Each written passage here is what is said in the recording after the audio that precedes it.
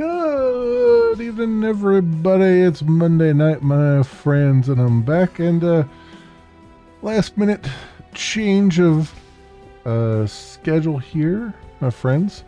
And it has to do with because we have some demos have come out today, which is good.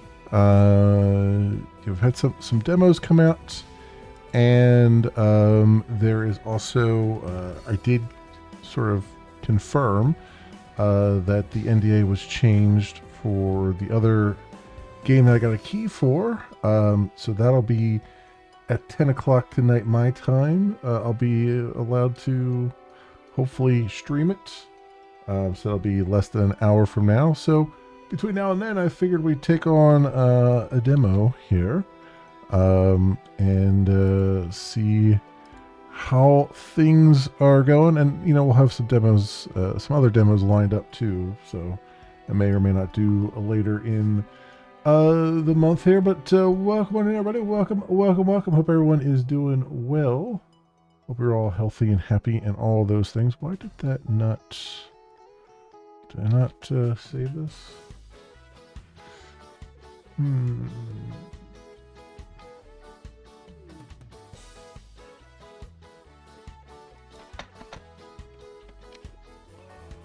Oh, you know what? I know what's going on. One moment here, friends. Oops. That doesn't work on that one. Let's try it this one. 1 second. I know what's going on. There we go. All right.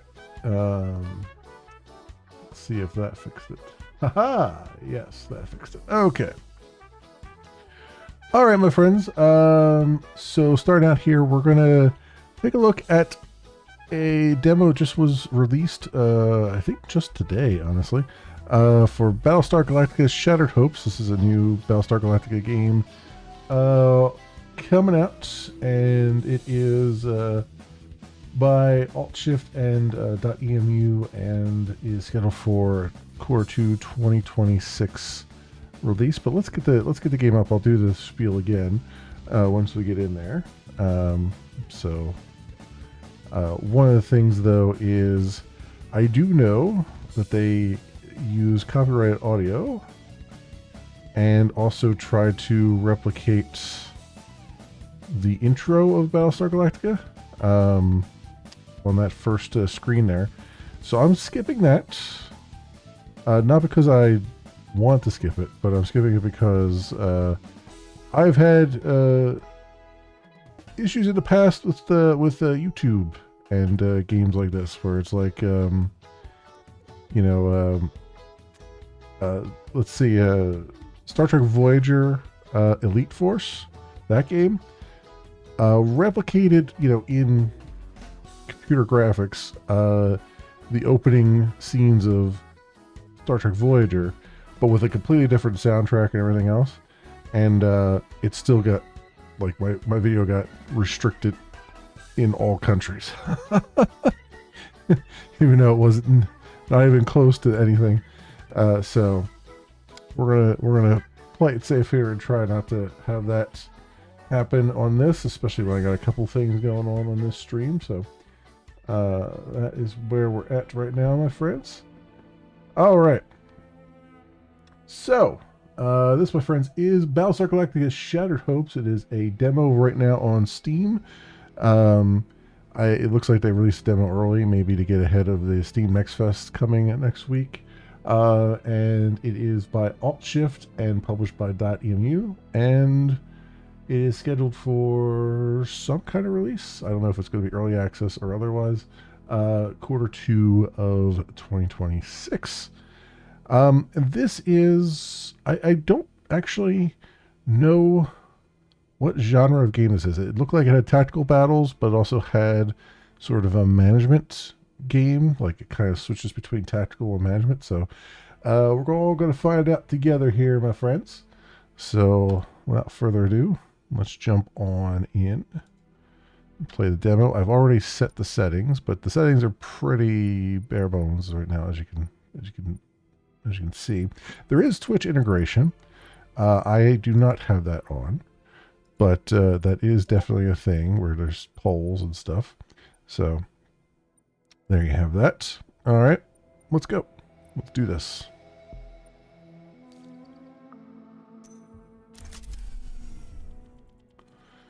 In orbit around Caprica, the captain of a scattered ship witnesses the last moments of his homeworld.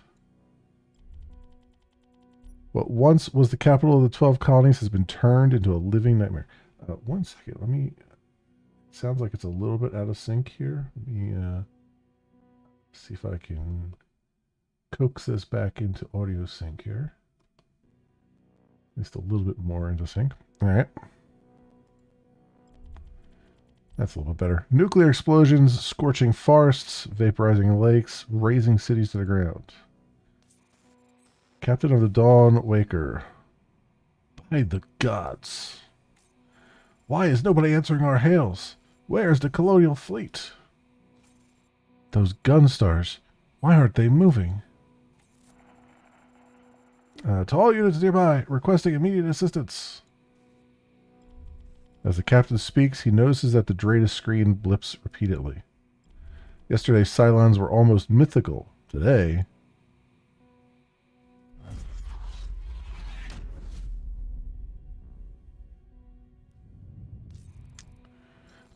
Dratus, contact! The Cylons. They're onto us! RP, please send help! Send help!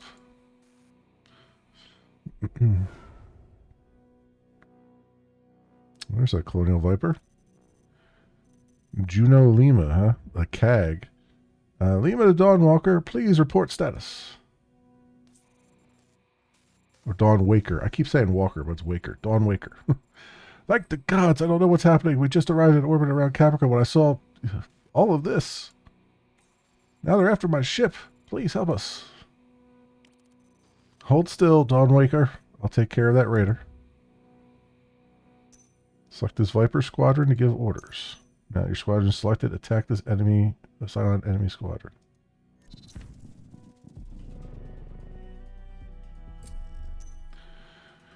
This is a Dratus preview. It shows enemies about to spawn a few seconds before they do.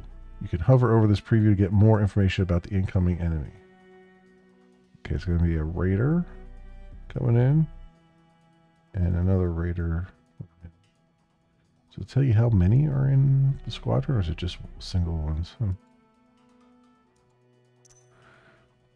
You can now access the tactical pause. It's your most important tool to survive the overwhelming Cylon forces. It allows you to pause the battle, to analyze the situation, and give orders to your squadrons. Don't hesitate to use it as much as possible, especially when facing overwhelming or complex battle situations.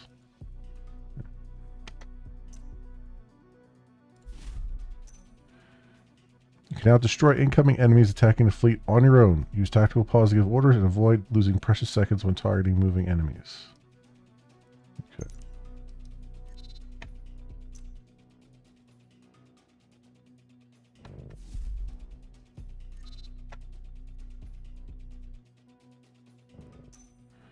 Your main goal is to protect the fleet and survive. The Cylons can jump in anywhere. Get back to a defensive position near your fleet when possible with your squadrons. Select your Viper squadron and move it to near your civilian fleet.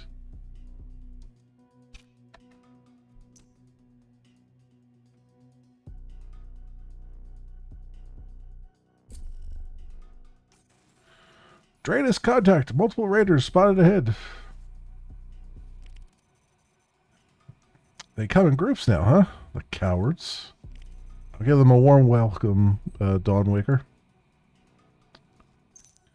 Player and enemy units can have abilities that improve their efficiency. When your squadron is selected, you can see all its activable? Activable? I think you've got that spelled wrong. And passive abilities. Let's hover over the Viper core ability, Hunter Instincts. This ability allows the squadron to automatically target and chase enemies within range. It is very efficient against a pack of fragile enemies. And yeah, things are kind of off the screen a little bit. I apologize. I guess that's just something that they have to work on in their demo. It can be toggled off to have full manual control, but most of the time it shouldn't be needed. Let's keep it activated for now. So what does that do? Hunter mode is on. Unit automatically attacks and follows enemies within 56 TU range if it doesn't have a selected target. Won't pay attention to AoE. When it's on, the unit won't pay attention to AoE or missiles. Oh, okay. Move your Viper so that the enemy's Dratus are within range of Hunter Instinct's auto attack ability and watch it handling them automatically.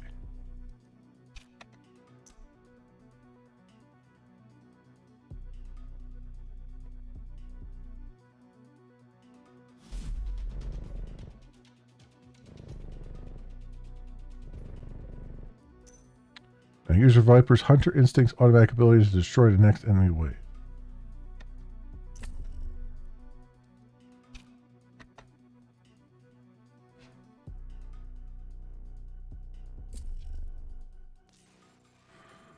Major Lima, multiple Dratus contact spotted. You'll never make it in time. We're exposed. Copy that, Dawn Waker. A raptor should be here soon. You'll be covered. Right.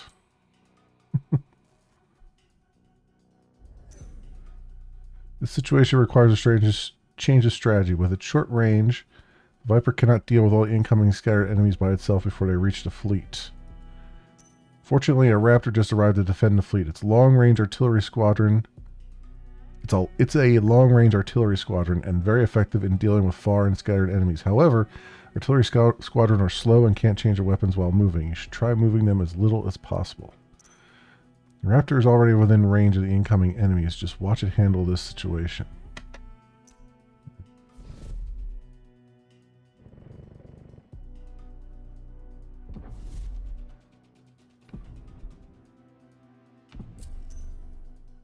Just put a giant, like, railgun on it. Oh, this Raptor has a giant railgun on it. Wow, that's interesting. Okay. The Raptor is very efficient when positioned strategically. Always try to position them to cover a wide area protecting the fleet from incoming enemies so you don't need to move them too often. Now defeat the next wave using both your squadrons and what you've learned so far. So...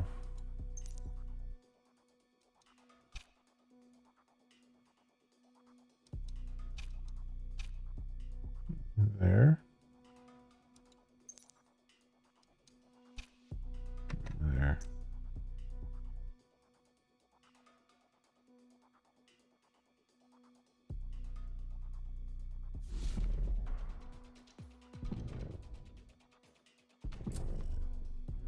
Oh, capital ship coming in.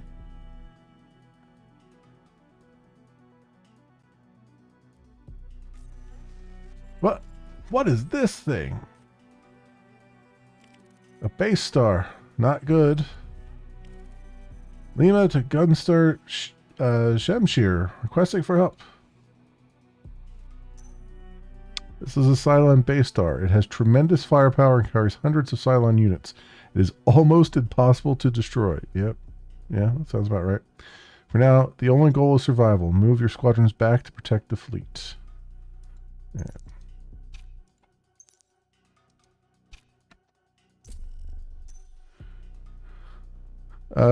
Like enemy squadrons, missiles launched by the enemy capital ship also have a preview with a countdown. Like enemy squadrons, they can be destroyed once they spawn, but they are much faster. Prepare to intercept them by staying in defense between a civilian ship and a capital ship.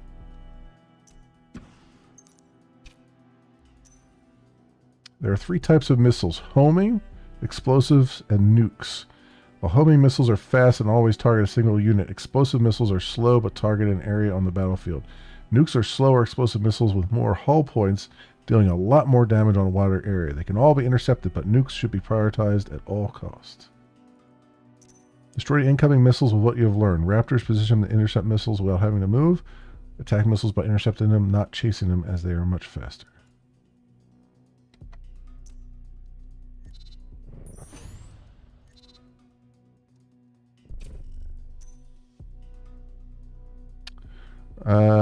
Raptors and Vipers can attack and chase units within range automatically, but sometimes you need to prioritize your targets. For the incoming wave of enemies, position your units defensively, but destroy the nuke first.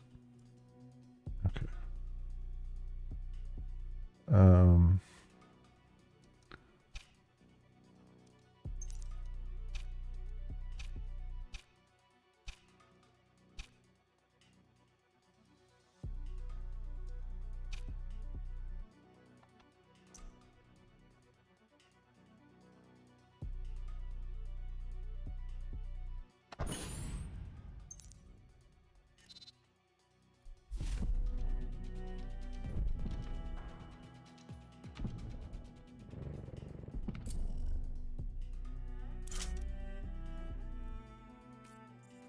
Alright. Mayan Nakamura. Gunstar in position. Multiple Cylon Dratus contacts. Civilian ship spotted. The Dawn Waker. Sending a distress signal. What are your orders, Commander? Hail the ship. Right away, sir. Your order is immediately followed. You have been serving as the commander of a Gunstar named Shamshir for the past 5 years. You never thought you would be facing Cylons. The phone rings. A connection has been established with the Dawn Waker. When you pick up, all you can hear in the captain's voice is panic. Dawn Waker here! The Cylons! And that thing in front of us! They're everywhere! We need help! Gunstar Shamshir to Dawn Waker. Please maintain position. We are calling for reinforcement to engage the base star. Can't you just destroy it? Negative, Dawn Waker. Our ship is a Gunstar, not a Battlestar. Let's hope there's one patrolling nearby who can help. Copy that. Keep that ship safe, Major Lima. Of course, sir. This is a Gunstar, the ship you are commanding. If it gets destroyed, it's game over. The Gunstar has weapons that can deal with large enemy groups. They should be ready soon. In the meantime, defend against the small groups on the side. Okay.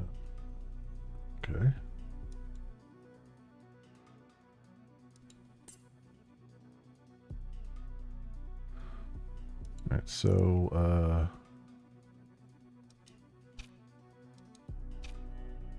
you come over there.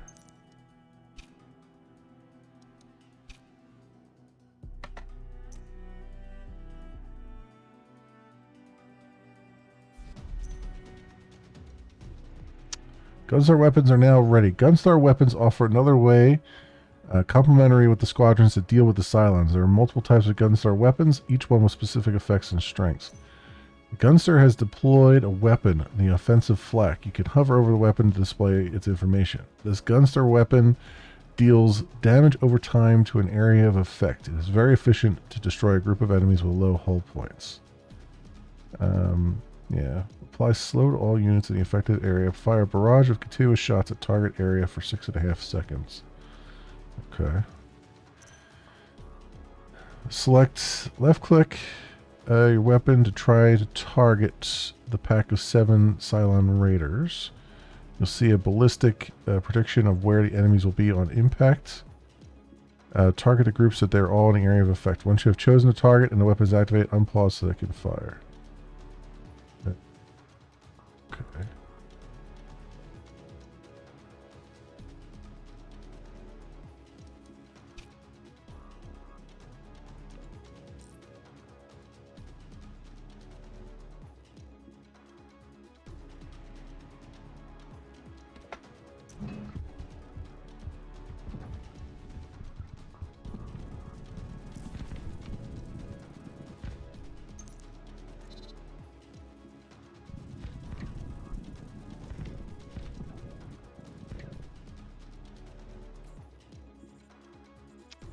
Commander, no one is answering our calls. I suspect multiple Cylons are intercepting our communications.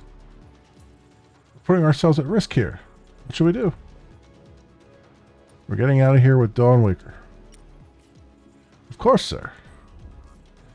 Gunstar Shamshir to Dawnwaker, sending new coordinates. We'll cover you during FTL preparations to get out of this hellhole together. Copy that. Please, don't abandon us. Defend that ship. It needs to get out in one piece. On it, Commander.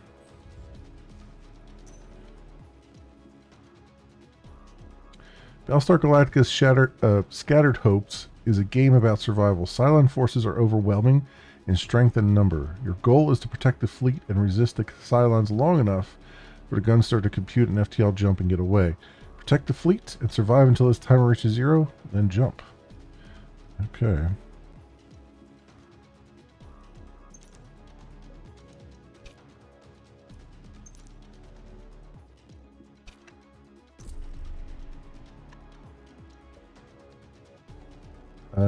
Let's get you here.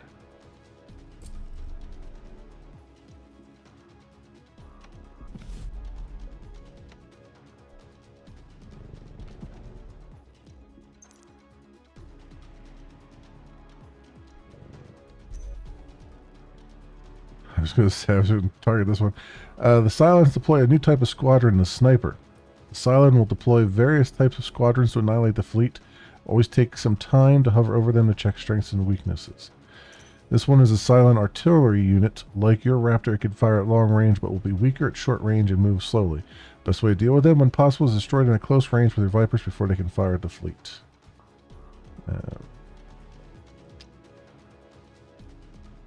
Yeah.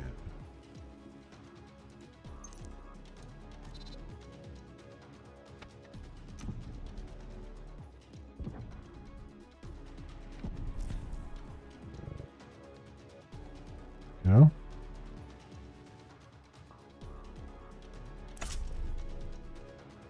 Heavy Raiders. Okay. Do I have that?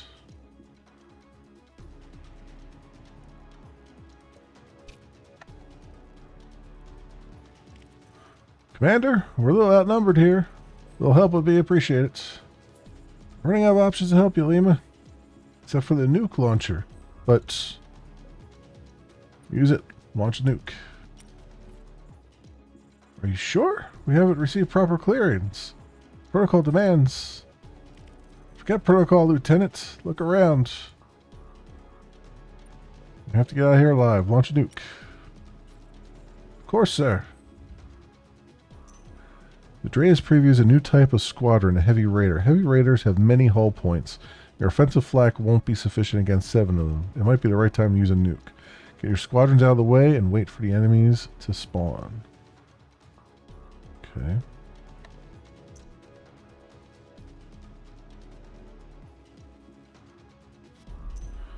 You need to deploy the Gunstar nuke launcher. First, we need to make room by undeploying the offensive flak.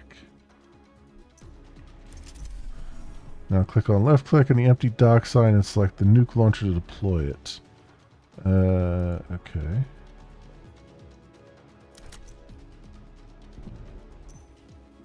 Don't forget that your Viper has Hunter Instincts activated. It will chase enemies even if it means entering your own area of effect. Move your squadrons to a safe position and nuke the group of heavy raiders. Okay, let me turn that off. Have you over here.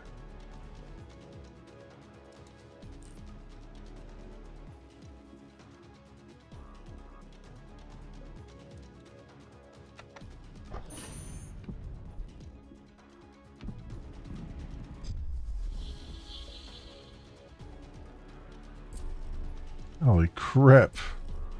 That's a lot of heavy raiders. Here are your squadron docks. You can use them to deploy different squadrons depending on the battle situations you face. Right now, your main concern is to safely bring back the deployed squadrons before the jump. Squadrons that are out of the Gunstar during the jump are wrecked, but not lost. You can still be repaired. Okay. Right-click on each squadron dock to undeploy them.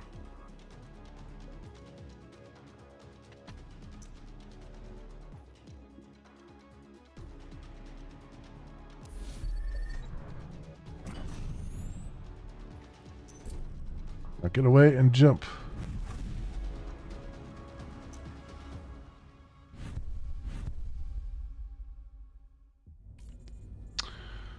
Jump complete, Commander. We made it. In the Combat Information Center, no one feels like celebrating. Your Gunstar and a few vessels in your wake seem like the last survivors, out of 50 billion souls. Confirming the Dawnwaker followed us, as well as smaller ships. Since the attacks on the 12 colonies, you've been evading the Cylon killing spree. You've rescued a handful of small ships and abandoned countless others to their fate. Surviving has been a matter of luck. The only spark of hope left is the tenuous signal of a mysterious beacon. For now, surviving is all that matters. Hey, hello, welcome on in. How's it going? Commander, the colonial beacon's in this sector, but we're receiving serious reports from across the fleet. Immediate repairs are needed if we want to jump again anytime soon. First things first, let's fix our fleet. I'm doing good. I'm doing good. Everything is copacetic. Just made a little schedule change this week, and because we got like demos and stuff getting released and all kinds of things. So just taking a look at some games here. You're now in the fleet management phase. During this phase, you can repair and handle fleet problems. This is a situation. It occurred. The Shamshir was heavily hit by Cylons. The hull is damaged. Okay. This is a situation. It occurred because the gunster sustained critical damage while escaping the Cylons. If you don't resolve it before it expires, it will have negative consequences for your ship. Hovering or selecting the situation will provide information about what's at stake. Okay.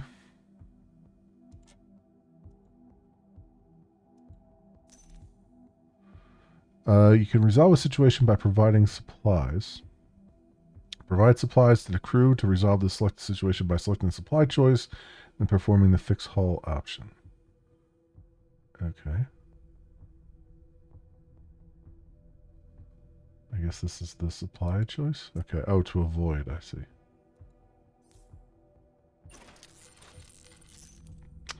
Several injured reported aboard the Dawn Waker. The Gunstar needs repairs. The fleet has been through a lot to escape the Cylons. New situations have surfaced. Take a look at those. Some could put the fleet health at risk. The fleet health gauge represents the state of the population and crew in your fleet. Reaching 0 fleet health will result in a game over. Unfortunately, you can't resolve another situation for now. The fleet is low on supplies. Commander, according to the latest reports, the fleet is running low on supplies. With the Dawn Waker and all the smaller ships under our watch, we need enough water, food, and medicine to survive out there. A scouting party was sent to the area. We're expecting an update soon.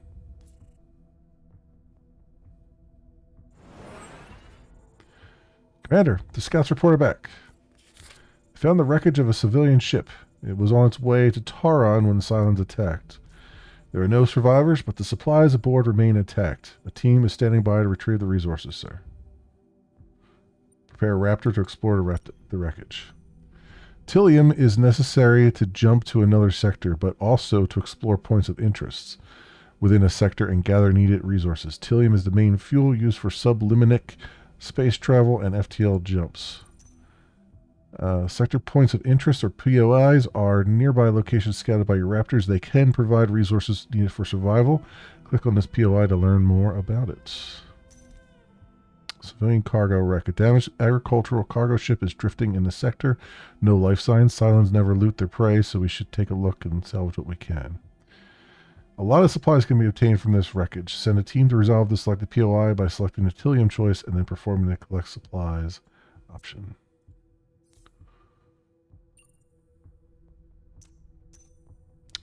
Every action with the turn icon will move time forward. All situations will be one closer to their expiration, at which point they will apply their effect. The fleet currently has 3 situations expiring in 2 turns. You won't be able to resolve all of them. The journey is about survival, and more often than not, you'll have to make difficult decisions and let some situation expire, keeping your scarce resources for later. Resolve all the situations you can. So what do we have here? Malfunctioning airlock. That's 4 supplies. Injured passengers is 4 supplies. We have 8 supplies. Apply first aid to passengers is 2. And this is 4.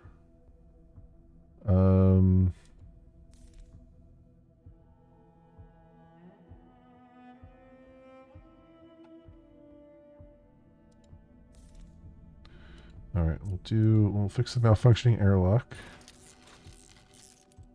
And we'll mend the worst of the worst here.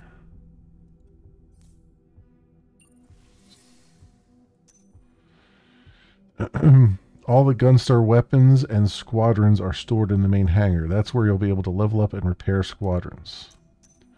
Squadrons can gain experience during battles and be improved. Let's go to Gunstar Hangar and level up your squadrons.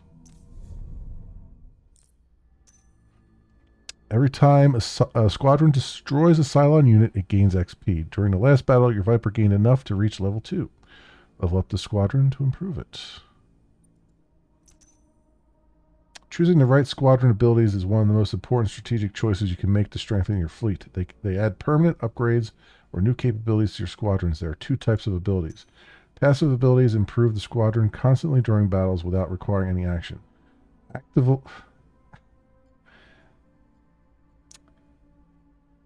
Yeah, this is not a word. Activable?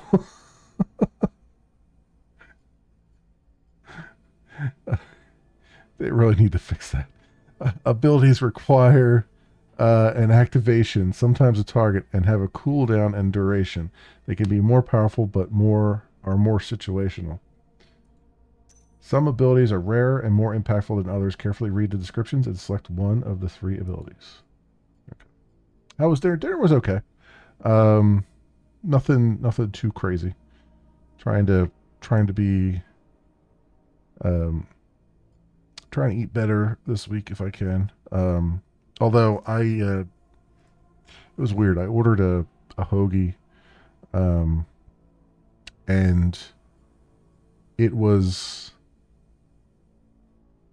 almost completely wrong. Like, they got the rest of my order correct, but I ordered a chicken cheesesteak with barbecue sauce and lettuce and fried onions and cucumbers. And what they gave me was a turkey hoagie with lettuce and pickles and salad dressing. I was like, well, you know what? It's edible. I'll take it. But I'm not sure. I'm not sure how much. I mean, they got the lettuce right, but I'm not sure how much more they could have been wrong. I was thinking to myself, like, okay, so maybe they thought they read turkey instead of chicken cheesesteak. So okay, fine. They put the lettuce on, so they read that. They completely skipped over the onions, which means either they were out of them or they just didn't see it on the thing. And I guess they think pickles are cucumbers. I don't know. Clearly, I think whoever at the place put them in the bag before the DoorDasher got it must have just picked up the wrong hoagie for the wrong bag.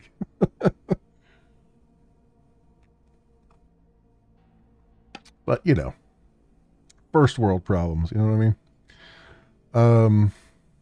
At least it was edible. At least it wasn't the situation I had with Subway. I will never order Subway through DoorDash ever again, because the sandwich that they gave me the one day was completely, like, it was not even edible. Like, I just threw it out. Like, it was literally it was like 2 pieces of bread, relish and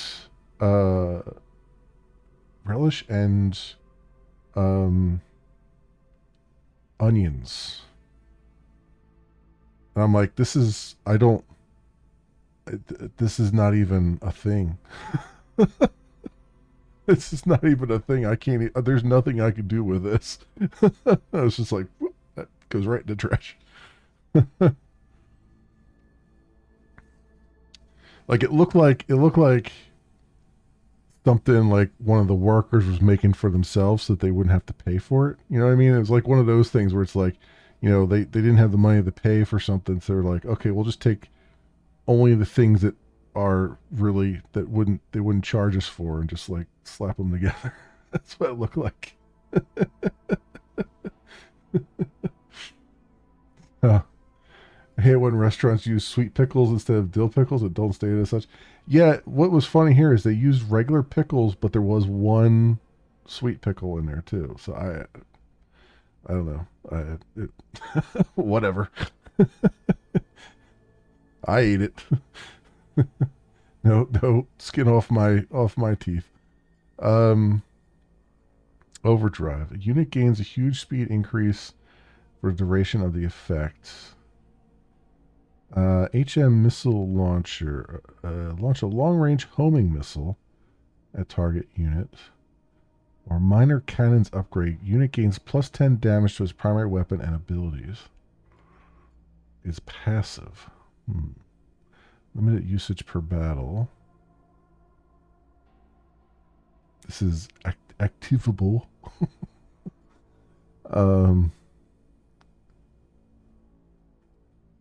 Sweet foods outside of desserts make me gag for some reason. Yeah, it's there has to be something to balance them out. And when you don't have anything to balance them out, it's just kind of, it's like, yes, you could put toothpaste on a piece of bread and eat it, but I mean, there's got to be other options out there.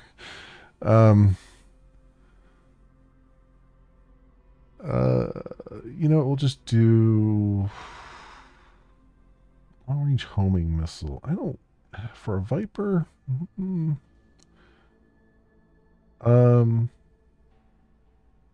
Let's do the minor cannons upgrade. You can explore the hangar and examine your squadrons and weapons. When done, you can return to fleet management view. Cannons upgrade. Hunter's dash. Unit gains plus 60% speed for 5 seconds every time it destroys an enemy unit. Oh, that's kind of cool. So we have a Raptor here. A Raptor with a giant freaking gun on it. That's hilarious and awesome. You have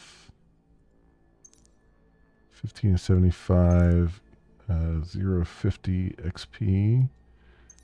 Wolf, you are a different kind of fighter. I like that they've introduced like different fighters into the mix here, into the lore. I mean, these might be in the lore somewhere, but this is kind of cool to see. Interesting. Looks like an old school Star Wars game, and I realize what BSG probably stood for. Yeah. Yes, this is Battlestar Galactica. So you're close. It's Star Wars, just of a different kind. Yeah, this is cool. This is really cool. So weapons. So we have offensive flak, and then we've got a nuke launcher for our Gunstar. All right.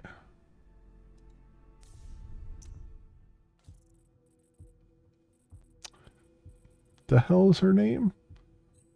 Thandalwethu? Thandalwethu Kawan. Thandalwethu Kawan? Is our XO? No idea. But I feel like someone just kind of smashed a keyboard a little bit and was like, yeah, that looks like a name. Well, I do like they have like little pop-ups here, which is cool. Well, you were right, Major Lima. Our new CAG really made a difference out there against the Cylons. Your XO has been with you for the best part of 2 years. You're glad to have her by your side. Also, someone on Dawnwaker offered his help. He'll make a good chief tech. During the attacks, you've lost many men and women, including your previous CAG and chief tech. His name is Yori Singh. He is starting as we speak. Great, we'll need him soon. You smile for the first time in a while. Your XO, CAG, and chief tech now form your inner circle. You see them as heroes. Without them, this would be hopeless. Heroes are the fleet's elite. They've chosen to take an active role and accept your authority. They can have a huge impact during both fleet management and battle phases. Select a hero to get more information. She's from Canceron. she's got defensive strategy. Like squadron heroes can level up and gain new traits, providing situational bonuses in various contexts, like resolving a situation, being assigned to a squadron, to a weapon, etc. You can hover traits to get more information. As long as this hero is assigned to a Gunstar weapon, the Gunstar gains plus 4% damage resistance per level of this hero. Okay, and she's got XP as well. Alright, so everything can level up. That's good. You can select them during fleet management to learn more about their traits and current state. So, she is from Erelon. And assignable squadrons. As long as this hero is in a deployed squadron, all allied squadrons gain plus 3% damage per hero's level. And Yori is from Aquaria. And he's got shipyard engineer. All fleet upgrades in the R&D lab cost 4% less per this hero's level. Okay. We should take advantage of this opportunity.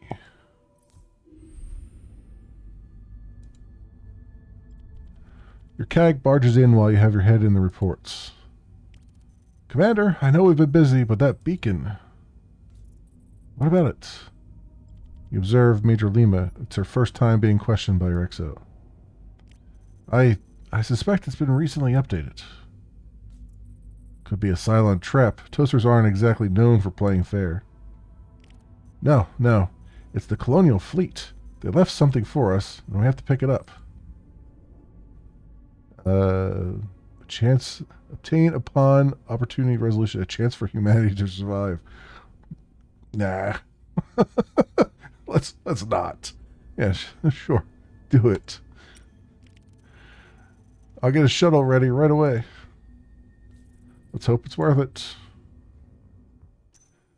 Crises and opportunities will arise during your journey. They are complex problems with high stakes that require several steps and actions to be resolved. While opportunities can lead to important bonuses and rewards, crises can be very dangerous for fleet survival and shouldn't be taken lightly. This section will show all current crises and opportunities in your fleet. Select the opportunity to show its file. Alright. Select step 1 to display its objectives. Then select the objective to show what's required to proceed. Retrieve encrypted beacon. Okay. Heroes have one action point that can be used to resolve situations without consuming resources. Handle the situation by selecting an available hero to resolve it, then perform the retrieve encrypted beacon option. Alright. Oops. Wait a minute. Choose a hero. Oh, choose a hero from here. Okay.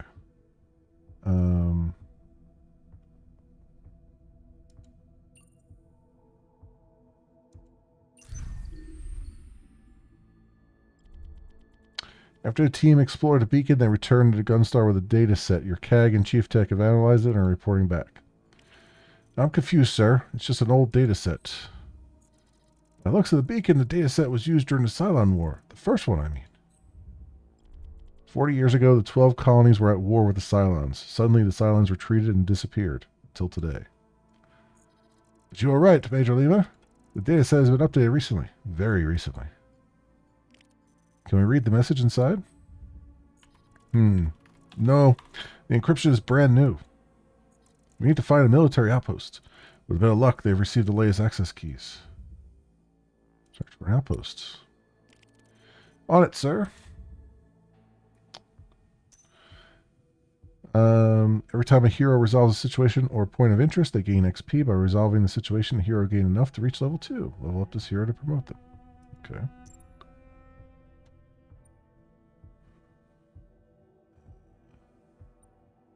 How would you like me to level them up? Oh, right there. Okay. Alright. Travel planner. Obtain 1 extra Tillium every time this hero resolves a POI with Tillium reward. Veteran pilot assigned squadron gains plus 15% max hull. Fast reloader assigned Gunstar weapon gains minus 10% cooldown. Let's do squadrons. Heroes can have a major role during battles or by being assigned to Gunstar weapons or squadrons. Enter a hangar to assign your heroes. You assign a hero to a squadron if they have a squadron assignable trait. Squadron assignable traits will only apply their effect to squadron hero is assigned. Be careful if the squadron is destroyed in combat, its assigned hero will lose 1 heart. In the weapon tab, you can also assign a hero to a Gunstar weapon if they have a weapon assignable trait. Be careful. If the Gunstar sustains critical effects, weapon assigned heroes will have a chance to lose 1 heart.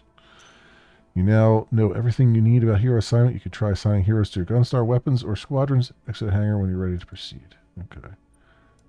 We'll assign her to that. And weapons. We'll assign you to weapons. Okay. Oh, Draeda's contact. Draeda's contact. A Cylon raider just jumped into the sector and has spotted us, sir. The Draeda's screen briefly shows an icon of a Cylon raider flying near. It's there for a few seconds and then the raider disappeared. Frack. They'll be back soon with more firepower. Someone gasps in the CIC. Fear is palpable. But how did they find us? There's no way they could trace our FTL jumps. Asking permission to spool an FTL jump to the next known areas, sir. Can't stay in this area, sir. Looks like they're everywhere. We need to get the fleet far away and fast. You never thought you would abandon your home planet one day, but here you are. There's only one way to get away as fast as you need to. Plan a jump. Anywhere. Past the red line. What? Red line. Beyond this theoretical limit, all FTL jump calculations are highly uncertain. Any jump with this setting can be deadly. Sir, crossing the red line could send us crashing into a star. Do it. Right away, sir. The CIC falls silent. Your XO breaks it by shouting orders. Setting the fleet to condition 1, Commander. All systems are ready for battle. The Cylons found the fleet. You have a few minutes before they attack. Use this time to prepare for battle. When you're ready, start the battle. Okay. I think I'm prepared? Question mark?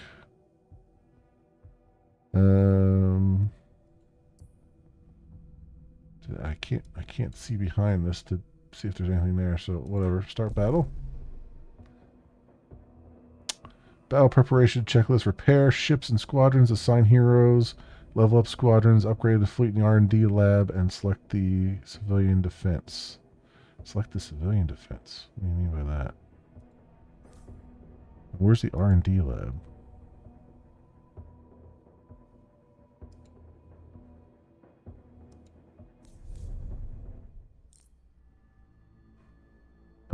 Do we have that yet?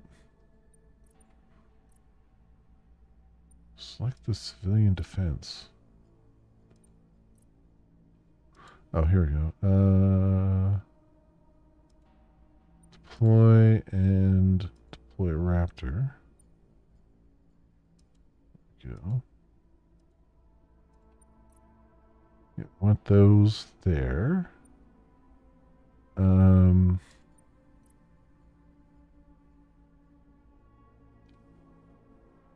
We only have 2 nukes left, huh? Alright, what is this? Oh, that's bug reports. Okay.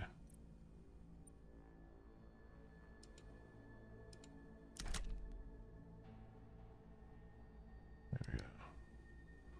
Deployment. Alright. They need to figure out where they want their buttons, because they got buttons kind of all over the place here. Alright, start battle. So what do they mean by select the civilian defense? See, I can't even see what this says over here.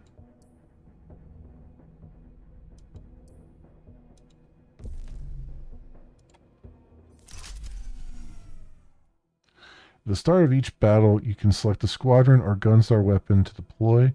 Deploy as soon as possible to be ready for when the Cylons arrive. Your Gunstar has 2 squadron docks. Click on a dock to show available squadrons, then select one to be deployed. Select another squadron for a second dock.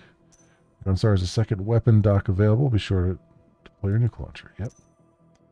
As long as it's the start of the battle, you can change your deploy orders instantly. Get out the tactical pause when you're satisfied with your deployment orders. Okay, everything's deploying. So get the Raptor here. We'll deploy Viper there.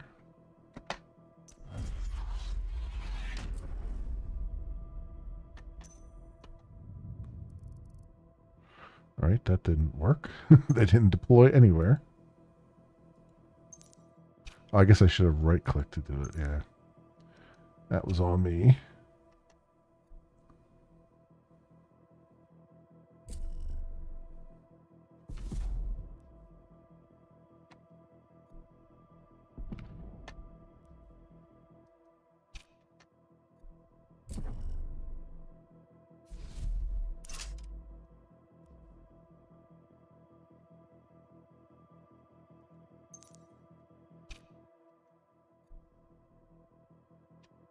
What the? Get back here and shoot these guys. What the hell are you doing?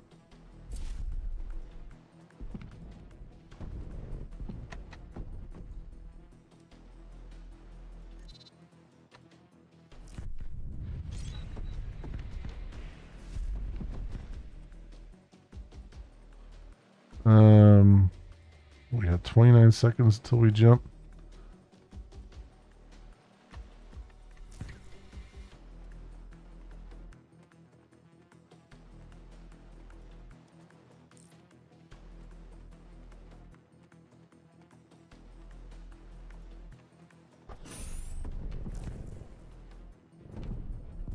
I definitely miscalculated that.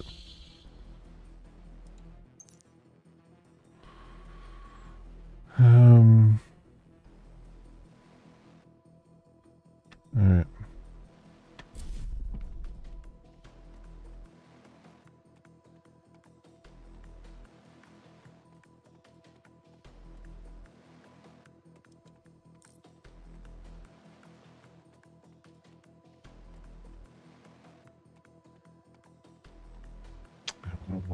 I don't want to waste that, but at the same time,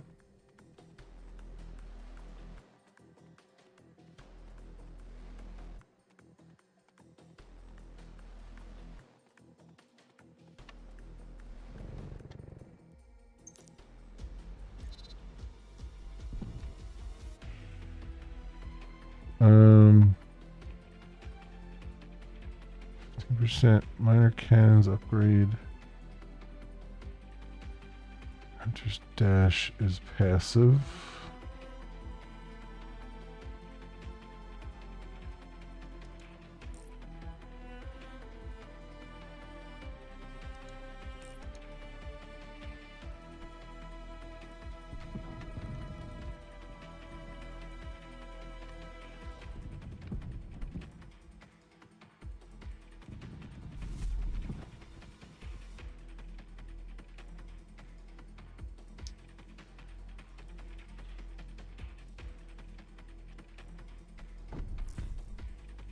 Okay.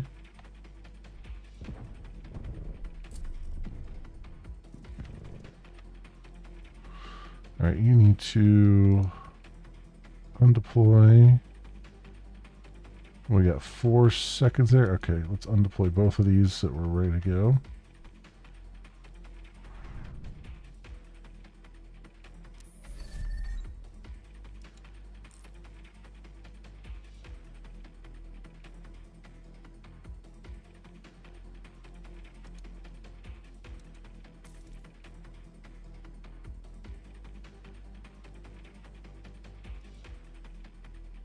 Still not out there yet. There it is. There you go. I was a little bit early. Okay. Well, geez. That sucked a lot. This is a mining ship, huh? Alright. The fleet is one step closer to Galactica. Choose your blessing. Forge in battle. Squadron gains plus 30 XP. Repair 300 hull points on a civilian ship damaged during battle. That would be good. Or obtain 1 Tillium. Let's do that.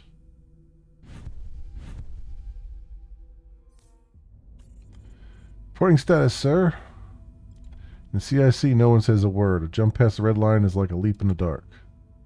Jump is complete, sir. All ships have followed through.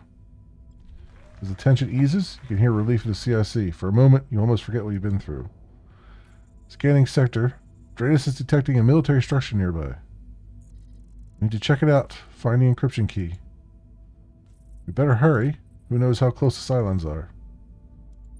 Investigate the outposts.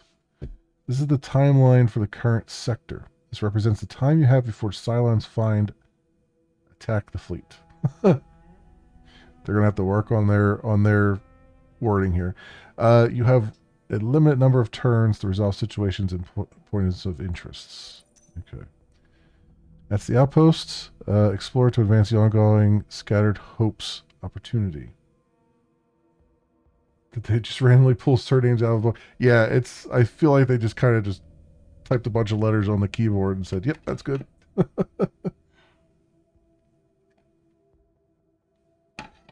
I think that's what they did.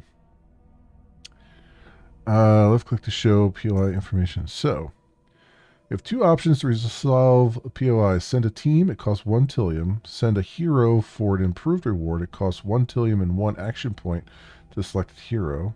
The right choice. Heroes can use only 1 action point per sector. Choose wisely how you dispatch each one every sector. Okay. Supply depot. That will actually obtain 10 supplies there if I do that. So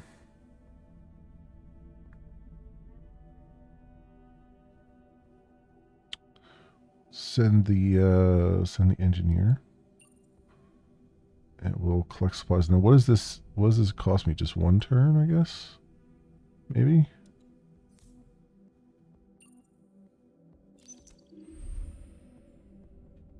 The first names also look like they randomly got picked out of a book with regard to ethnicity of the person. Yeah.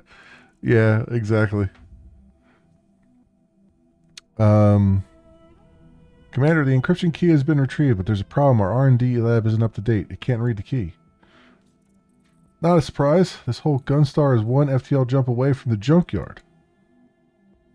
Upgrade the R&D laboratory at once.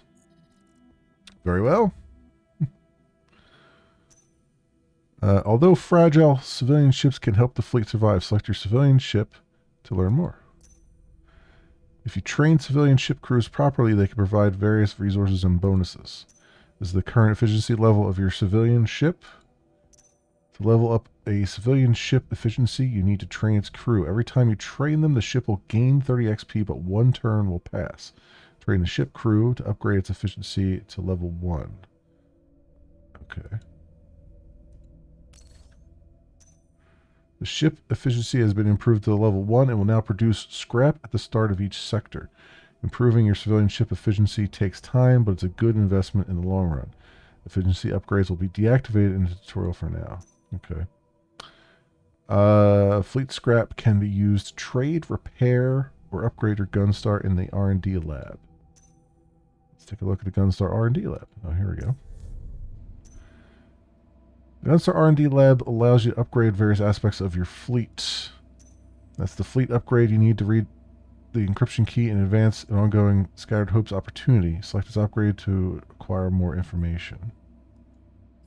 Okay. Wait, what is this one? Fleet Logistics, level 2. Not enough scrap, 72 we need. Alright. Here you can see the details of this fleet upgrade. Unfortunately, the fleet doesn't have enough scrap to unlock its level 2. You'll need to find more. Let's return to fleet management to find some scrap. Okay. Fortunately, your Gunstar has its own means to produce resources for emergency situations like these. Select your Gunstar to get more information. Your Gunstar has several emergency production units, not the most efficient, but always there in need. These units can produce scrap, supplies, or Tillium. These production units require 2 turns for output. Not as efficient as POIs, but when a few additional resources are needed, it's a productive way to use turns. As there is no POI around, use the scrap emergency recycling unit to obtain scrap needed for a Gunstar's upgrade. Requires 2 turns. Click twice on the invest icon. I see. Great, you can now return the R&D lab to upgrade your fleet logistics.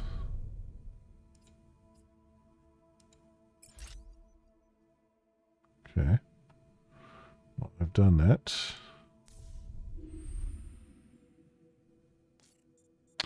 Sir, the Gunstar lab has been upgraded. They'll start decrypting the message at once. It'll take a few cycles. Let us know as soon as you have something. Sure thing, sir. You've learned the basics of Battlestar Galactica's Scattered Hopes. You still have 2 turns before the Cylons arrive. Use this time to prepare your fleet. You can also assign heroes to Gunstar weapons or squadrons in the hangar. Resolve POIs or situations. Level up your squadrons and heroes. Upgrade your fleet. Use your production units. You're now in charge. The fate of the fleet is in your hands.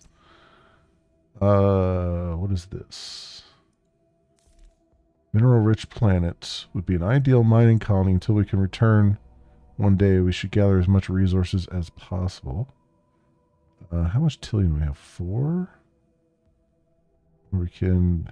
I mean, it still takes... It costs tillium regardless. Drifting ship. Botanical cruiser. Radiological signature coming from a drifting civilian ship. No major damage reported, but it needs technical assistance to join the fleet. What do we obtain from this? Guaranteed uncommon or higher rarity item if the POI is resolved by a hero.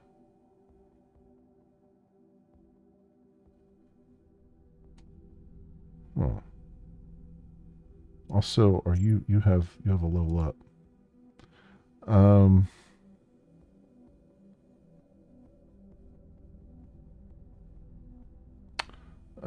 Extra tillium.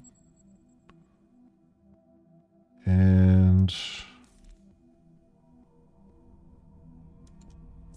do this, and we'll send XO.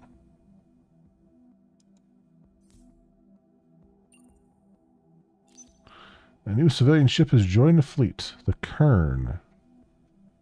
Botanical cruiser. No effects, untrained crew, okay. Interesting. We have a lot of smaller, like almost blimps here. It's just kind of interesting look. And you have leveled up as well. Fast reloader is probably what I want for you. And we still have 1 turn. What's the next thing in the R&D lab? Maximum fleet health. Squadron dock control. Callisto class Gunstar tech. Weapon dock control. A bunch of stuff here. A hangar. We got anything going on in the hangar? Not really. Weapons? No? Okay. Alright. Mineral-rich planets.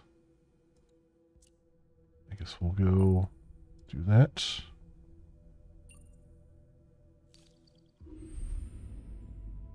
Scattered Hopes. Opportunity seized. The R&D lab is done. The message's decryption is almost ready. Just a few more seconds, Commander. It's from Commander Adama. The whole CIC falls silent. Commander William Adama is a war hero, but you thought he had retired years ago. Put on speakers now. Right away, sir. Time comes to a standstill as the last message from the colonial fleet is being decrypted. Suddenly, a familiar voice can be heard. Can I do a... Can I do a Commander Adama voice? I don't think so. This is Commander Adama speaking. Today, after decades of silence, the Cylons have attacked our colonies. In a matter of hours, our homeworlds have been bombarded and destroyed. A gasp comes from behind you. Someone is crying. Our enemy has found a way to disguise themselves. They have infiltrated our society, our social circles, our crews. They look like us. To some, the situation might sound dire, but all hope is not lost. You've trained for this. You're ready. I have a plan. Rejoin with the Battlestar Galactica, and I will guide you to a refuge. So say we all. The message ends abruptly. A handful of your officers repeat the words, an old saying, a liturgical sentence, and in a powerful voice you shout, "So say we all."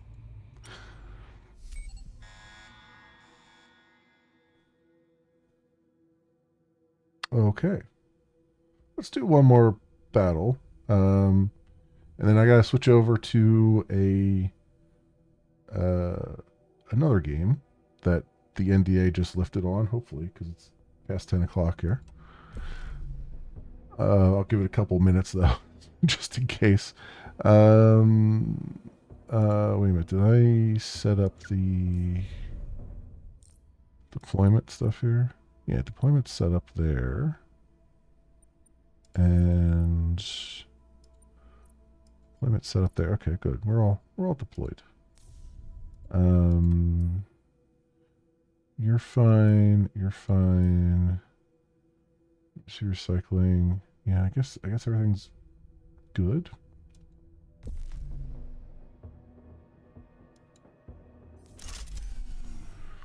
Auto pause has now been activated. When auto pause is on, the tactical pause will automatically activate during battles whenever critical conditions are met. You can deactivate it at any time here.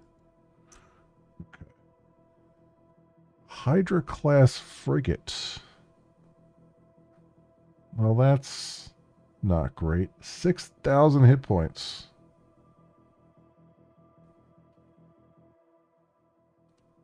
I wouldn't even consider last second NDA changes.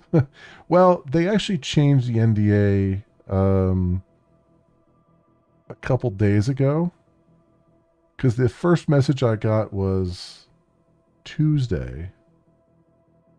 And then they said Monday. And then they said today, they sent another one saying that IGN has already covered them.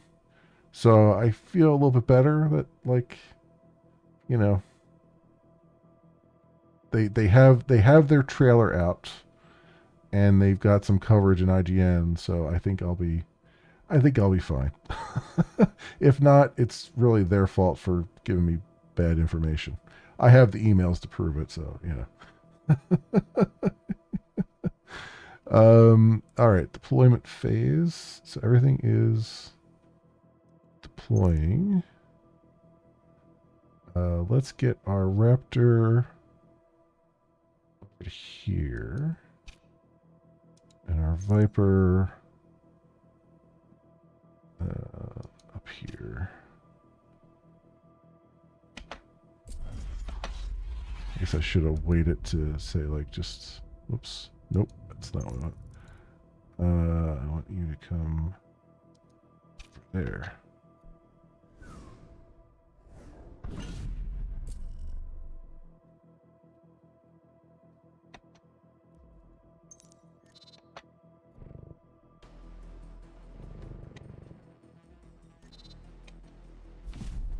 Wow, I didn't even see that freaking missile that went by so fast.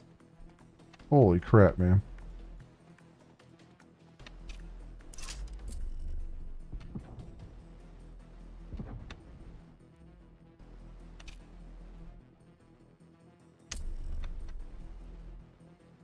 Ain't reasonable.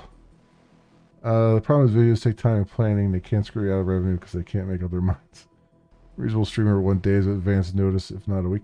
Well, I mean, I've had the key for about a week, right? So, like, they were definitely saying, like, okay, you can record stuff, just don't make it public until the NDA is lifted. So they gave time. There wasn't like the only last minute thing was like the time that it changed, which is not the first time that companies have done that. So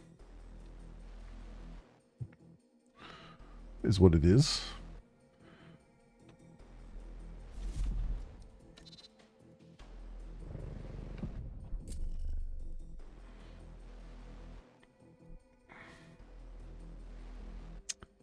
use a... Do you have a...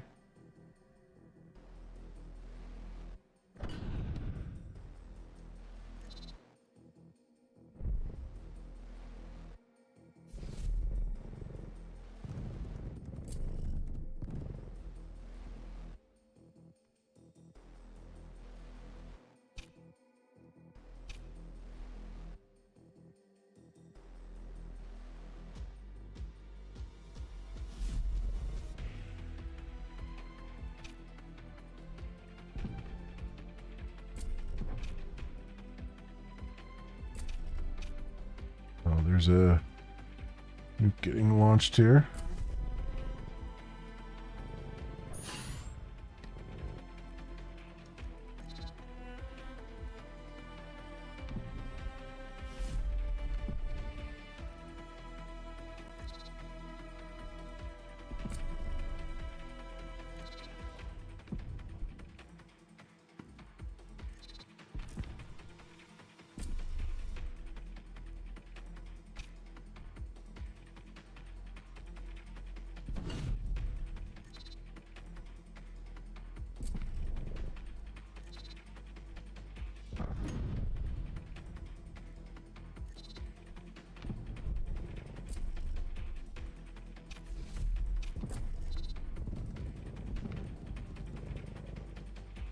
Alright, what we got? 30 seconds left here. Let's get you over here.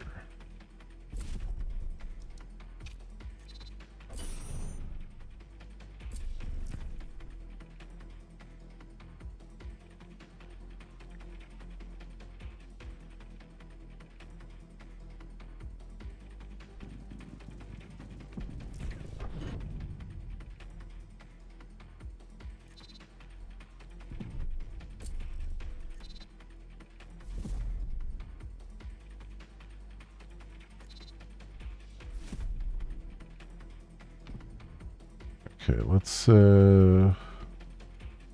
undeploy you. Get you over here.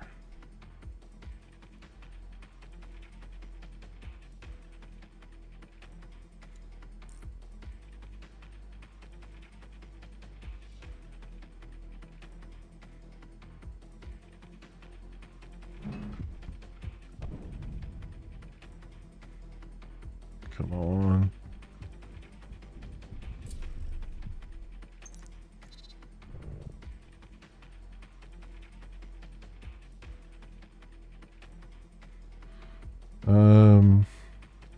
Destroy that.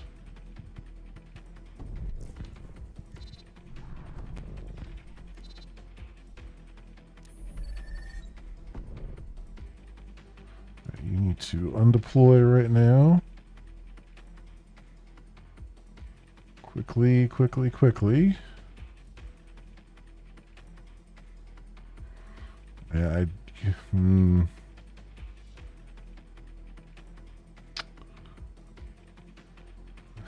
I would use the nuke, but we only have one left.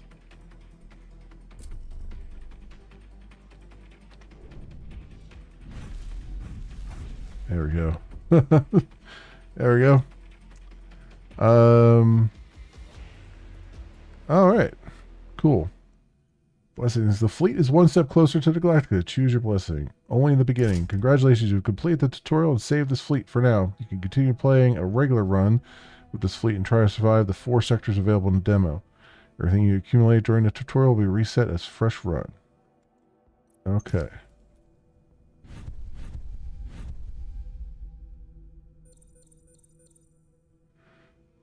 Okay. And then they give you a fresh run of just, oh, there's a bar? Hello. You step into the Gunstar bar, sad faces and empty glasses all around you. Some customers wave at you, happy, surprised perhaps to see you here. You wave back. Once per sector, you can start a conversation with a faction members or a hero. Up to 3 conversation options can be available at the same time, but you can choose only one. Sit down with Kawayan, Exo Kawayan, and share a drink. You grab the bar stool next to them and sit down. A nod of greeting, a gesture of the hand to order. A sip in silence. Then the conversation begins. For some reason, she is chatty tonight. A long day of problems, obstacles. When the glasses are finally empty, you exchange a look. You didn't do much, but it's impacted them. Whenever you need detailed information about the fleet to take a decision, you can check your fleet summary here at any time. This is the fleet summary. Here you can access all fleet items as well as your current fleet upgrades. Click any item for more detailed information. Yeah. Oh, interesting. Okay. I mean, they've got some nice UI treatments. It's just the UI is like, it's like all over the place here. Their morale has improved. Thank them for the evening. Smile in return. Interesting. What is this? Fleet status. Workers fare, military fare, underworld fare. Average health, average maintenance. Wow, there's a lot. I was not expecting it to go this deep. This is pretty interesting. This is definitely a strategy game through and through. And there's a lot going on here. I think if there's one piece of feedback I have is that some of the, I mean, I understand why they're giving you conversation options, even though it's just one conversation option right now at the beginning. Like they're trying to establish that your character is talking, even though you don't actually appear on screen anywhere. But I've always found it weird when games pause to force you to select the only option. You know what I mean? It kind of, for whatever reason, it's different if you have a dialogue box and it's kind of flowing, and then and you just click after every dialogue to make the dialogue box go. That's different. This one's like, you have an option, but this is the only option. It's like, well, why did you stop me? Why didn't you just let me click through?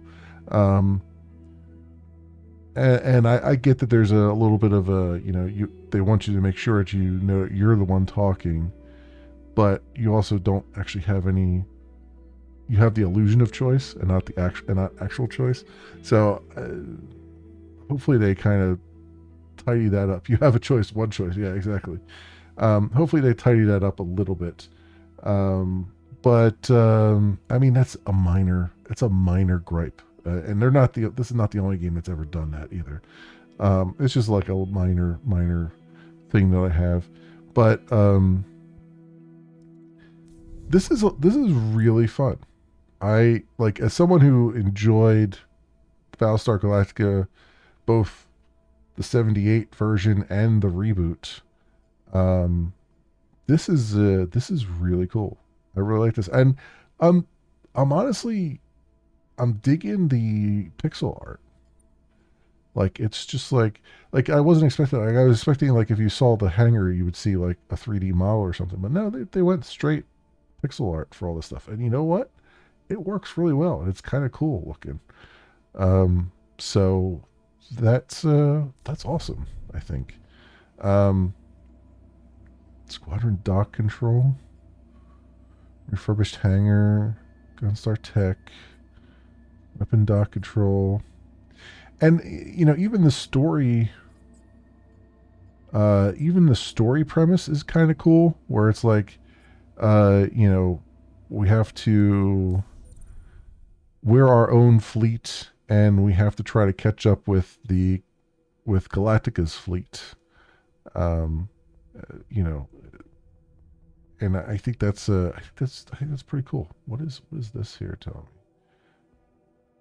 Crisis will start here. Crisis could require up to 5 to resolve. Okay, it's giving me information. So I have 9 turns, and then 6 turns in, we're going to have a crisis. Yeah. Sectors map. What does that look like?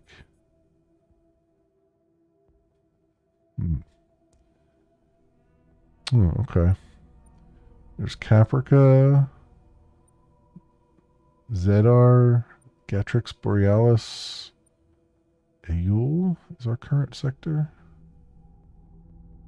So we're going to jump back to Caprica? That doesn't make sense. I think we would be going the opposite way, right?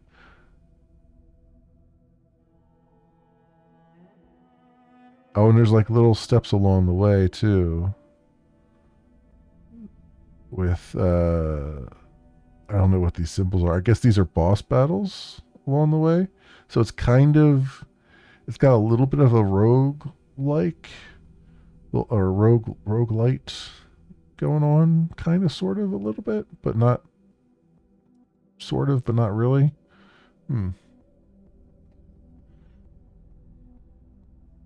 BSG is one of those that fell by the wayside for me because by the time I even considered watching shows like it, the original had long passed, along with any chance of it rerunning on air. When I finally came around to the idea, I had 25 years of Star Trek to catch up on. Yeah. Yeah. Now, there's a, I mean, I have a lot of nostalgia for, like, that era of sci-fi, where it was, like, late 80s into the early 2000s. That 20 years, roughly, of sci-fi was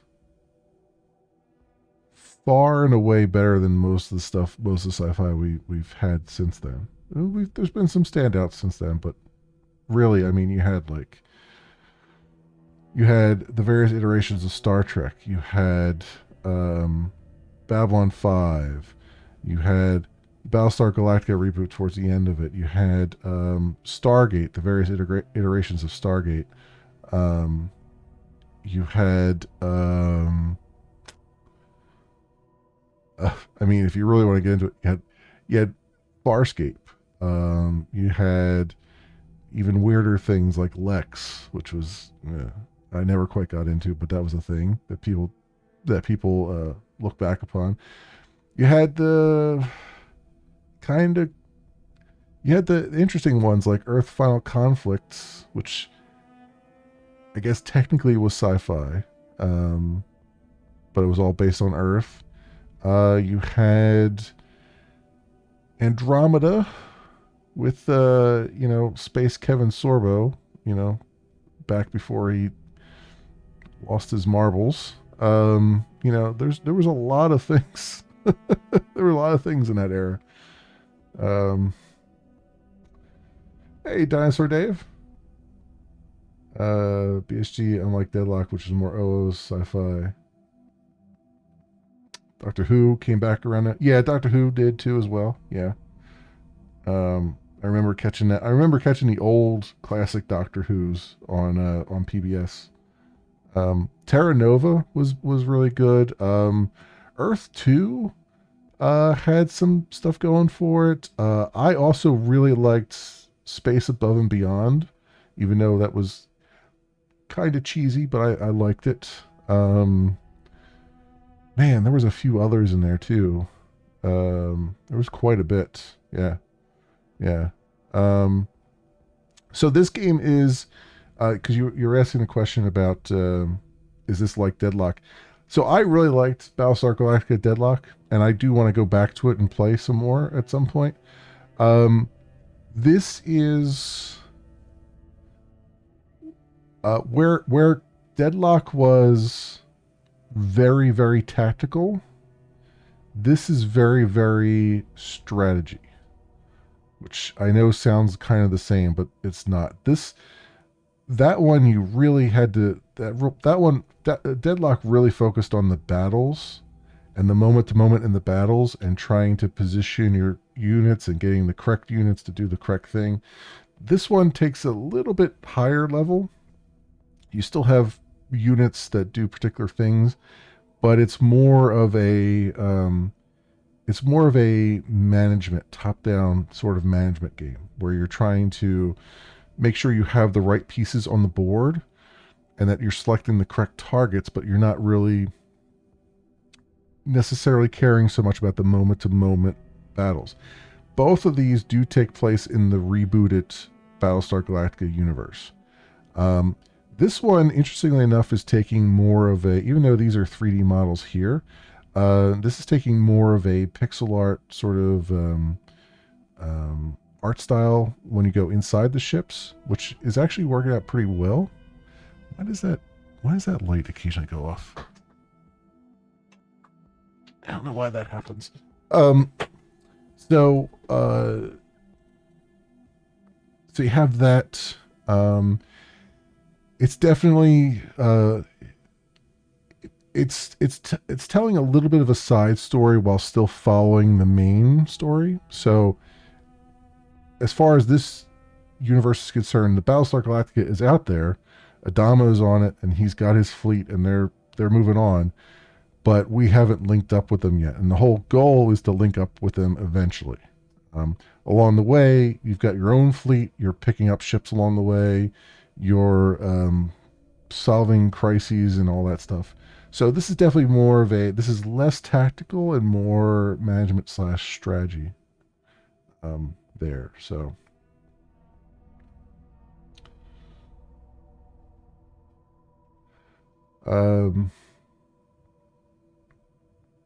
Lex was weird. Yeah, it was very weird. It was very, very weird. Looks like a Windows 98 era PC gaming inside. Yeah. The golden era of sci-fi was around the late 60s and mid 70s. Silver Age was 80s to 2010, and Third Age is about from 2016 to now. Yeah, yeah. More city builder is kind of, it's sort of. I wouldn't necessarily call it city building, but it is definitely you're managing people and you're managing your resources and stuff. So to an extent, there's a city building aspect to it, and it's there's a lot of deep stuff going on here. It looks like I'm really impressed with what they've done. Like they've got the different factions, different health going on, and all that stuff. You got different things to take care of. It's all turn-based in this area, and then when you get into battle, it's real time. You got a hangar, you got an R&D lab, you've got heroes that you assign to things. They level up as they go along, so they've got attributes that can be expanded upon. And you've got like research and development and all that stuff. You've got different various pieces of scrap that you have to worry about. So it's kind of, in a way, it's FTL, but without, you're not directly managing your people on your ship. You're just kind of, you're a commander and you're giving orders kind of thing. So. Yeah. Yeah. So it's pretty cool. I like this. This is a really cool idea. I'm glad that this demo came out early because I will definitely play some more of it, probably off camera. But I'm glad they got out ahead of the Steam Next Fest coming up because this is you get more time to kind of take a look at some things before the whole flood of stuff comes out. Cool. All right. So I'm going to stop there for this game. But we got a couple more games to take a look at. One of which the next one here I've obtained. I was given a key for by the developer. So we'll take a look at that right now. Okay, exit. I can indeed. All right.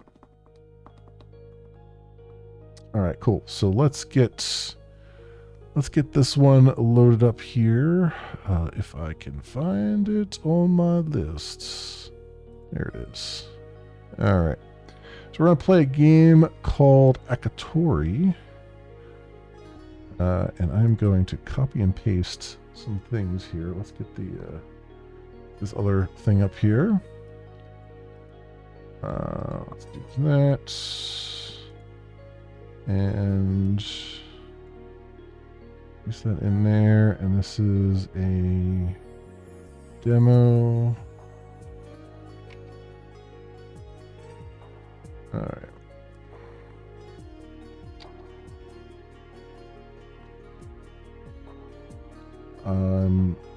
And it's just to be announced.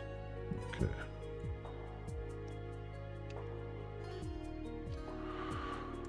Okay, so we have that. Let me go and change categories and stuff here. This one.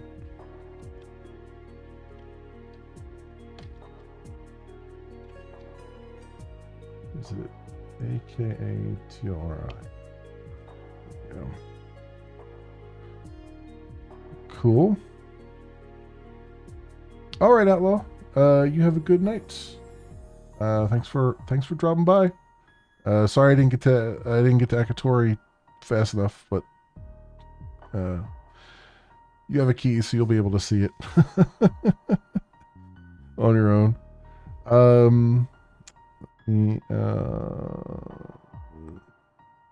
I change it over here to. Let's edit.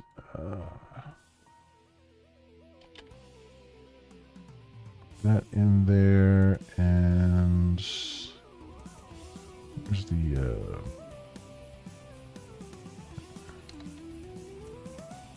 I'm spelling that right?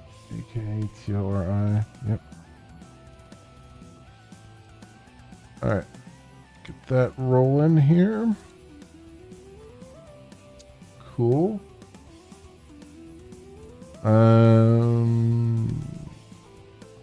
I think I got that going.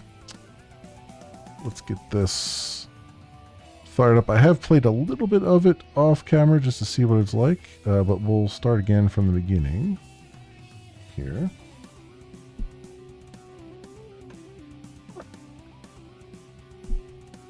All right.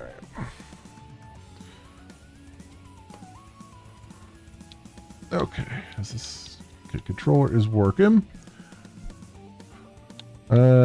Good stuff. Good stuff. All right, my friends. Let's get the. Ooh, that's loud. Hang on.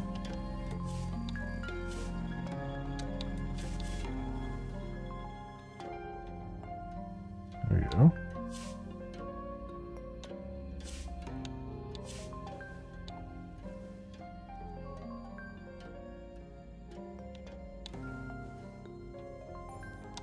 Alright, that should do that.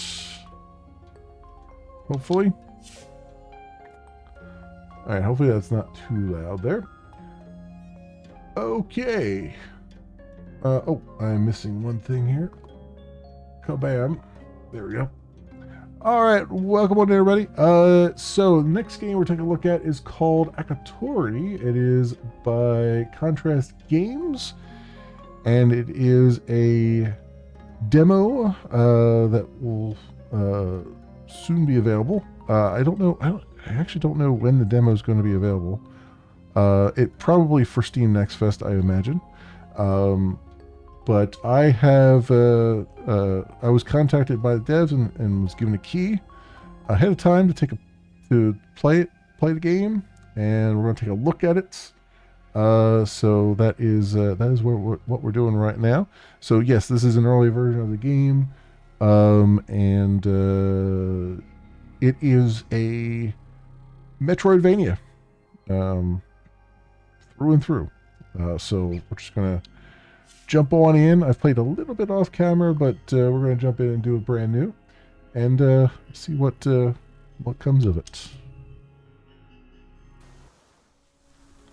Fate is a comedy when seen from afar, and a tragedy when you stand in the center. The Book of Akatori, chapter 10, verse 14.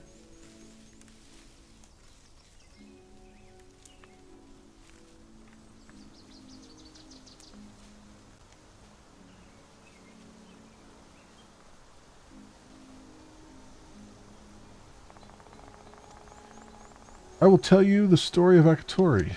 For me, it began in his temple. Alright. So, A to jump. X to slash. What do we got here? El Dream Gaming. El Dream Gaming. Thank you for the raid. Welcome on in, everybody. Welcome, welcome. I'm just starting Akatori here. How are you doing? How was your stream? Okay, X to attack. I've been doing some demos tonight. We started out with the Battlestar Galactica demo, and now we're in to this one, which I've gotten a key for. So I'm gonna take a look at it. Get an early look here. Have a great stream. This game is fun. Cool. Thanks. I will.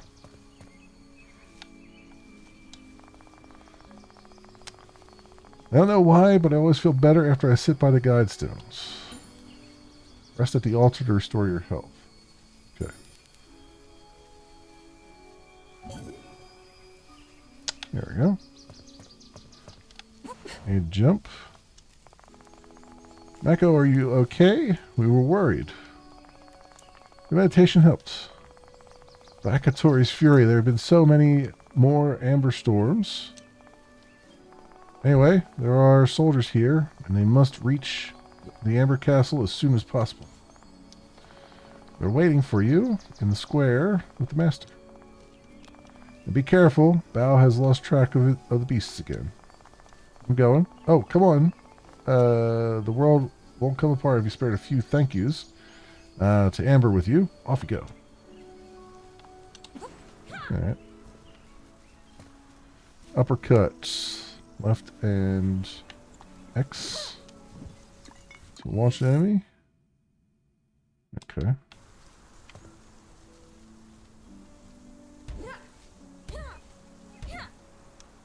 I can get like some really high in the air. Air dash. Use an air dash to get closer to the enemy and attack more effectively.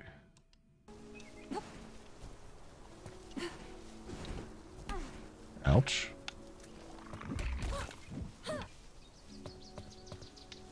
Alright, jump off the platform.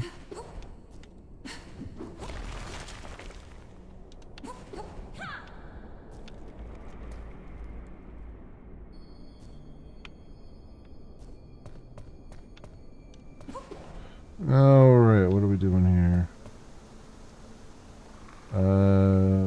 Press R to look down. Okay.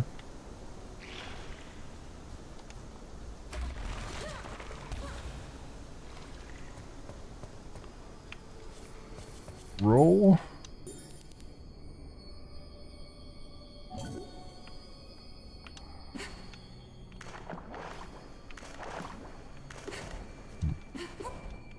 Ooh, it's hard to control her when she's like gliding like this. Oh man, I'm having problems here. Okay, let's try it this way. There we go. Power swim. Left it in B.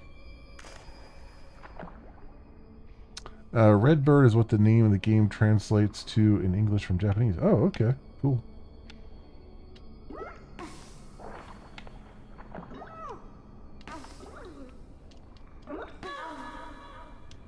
Huh. Trying to see why I'm not...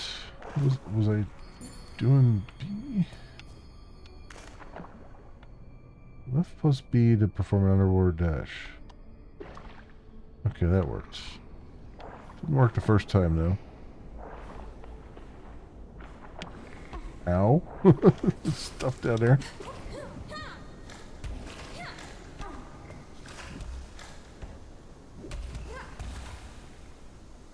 Okay. Oh, I did it again. Damn it.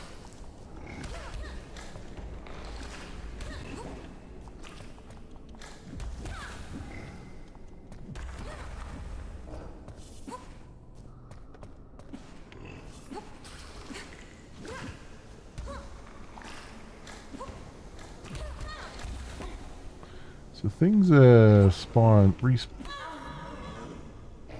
things respawn really quickly. I'm having some issues here.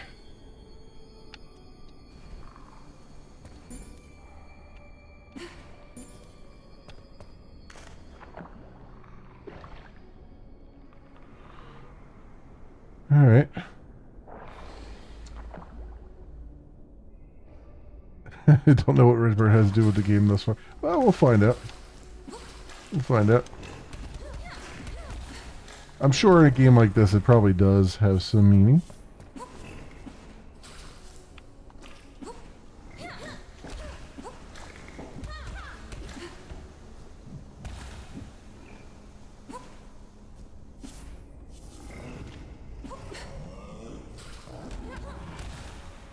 A to double jump.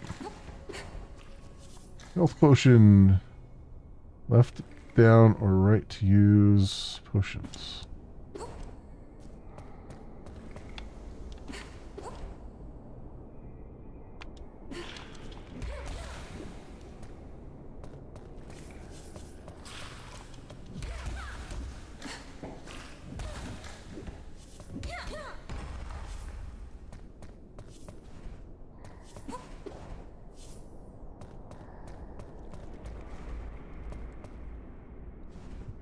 Go back here for a second.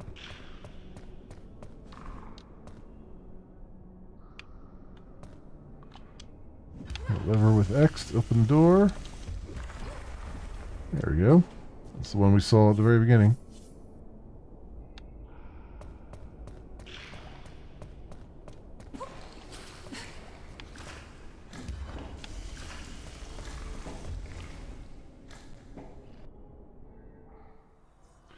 Do you realize there's a hashtag ad above your camera? Yes, I added that for this game. I figured I should at least put that there so people understand that I got a key for free for this game. Even though I didn't get paid for it, I did get a key to look at it early. There are many more adventures and drama after that, but we'll skip. But we'll keep the mystery.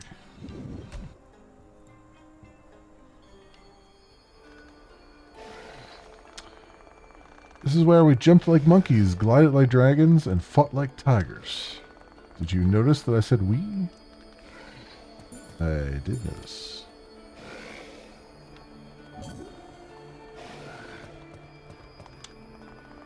Oh, a merchant. So amber shards aren't just a fancy counter on the left. No discounts. Mage, greater health potion, or health potion. Temporarily increase damage dealt. Sure.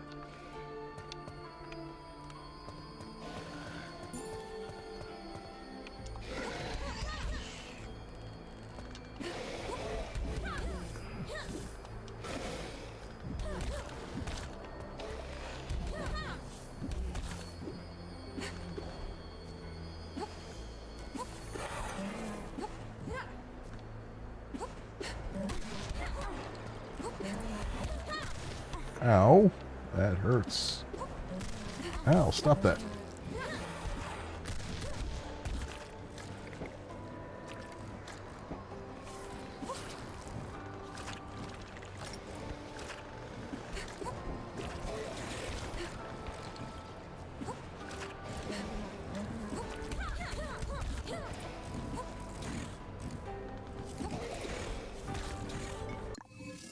Dodge. Certain special attacks work together with dodge.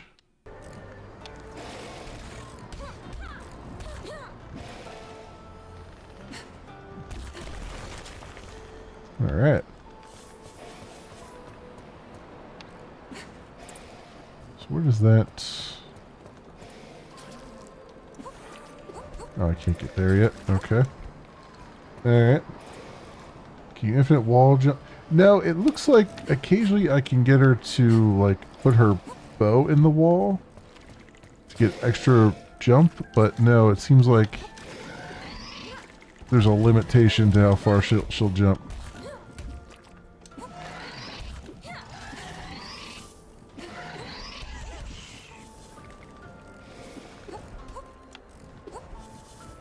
Yeah.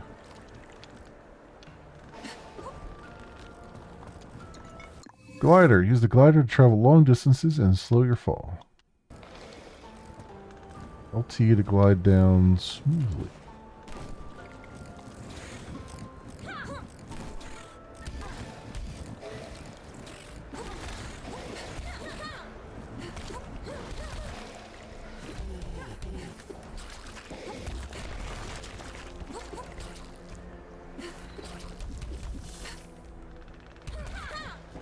go.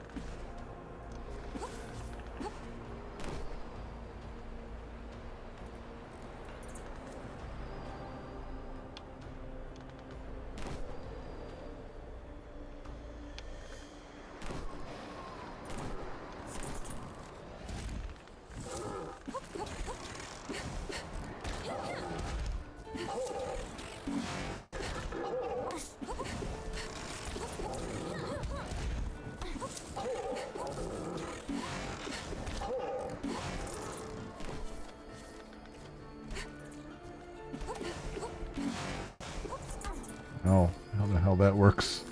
I don't know how these bamboo shoots work.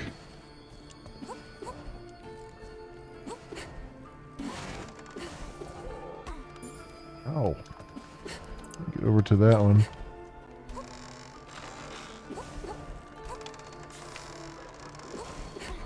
It doesn't really launch me upward though. Oh well. We're down here. Which just brings me back to that, which is probably not where I want to be.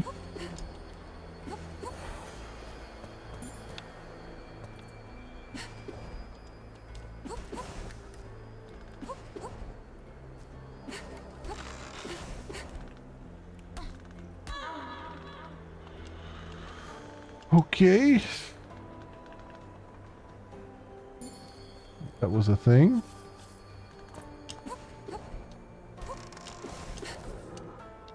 There we go. I forgot I can dash. Forgot that dash was a thing.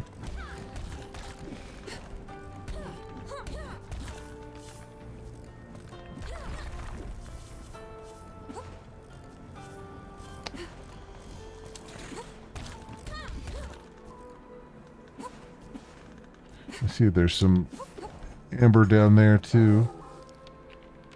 But whatever.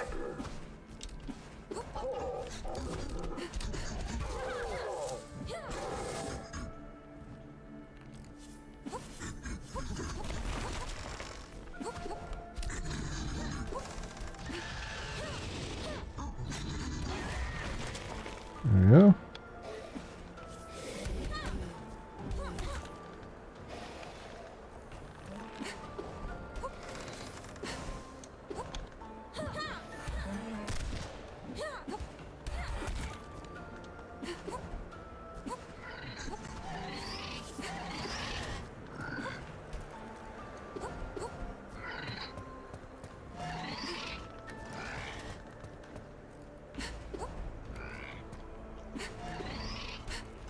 Okay. Go here. RJ redundancy can dash. Yeah, it's... I think they're there just to really mess me up more than anything else.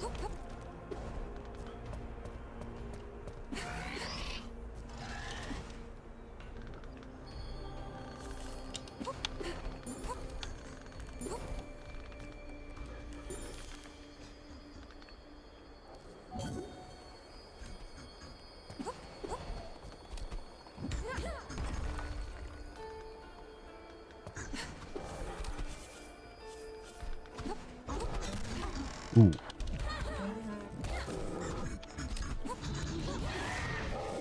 There we go.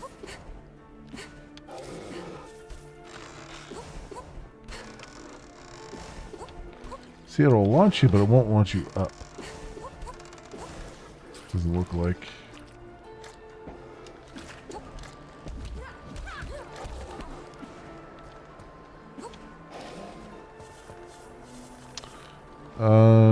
Let's get, I guess, a greater health potion. Sure. I don't like that the enemies respawn so quickly, though.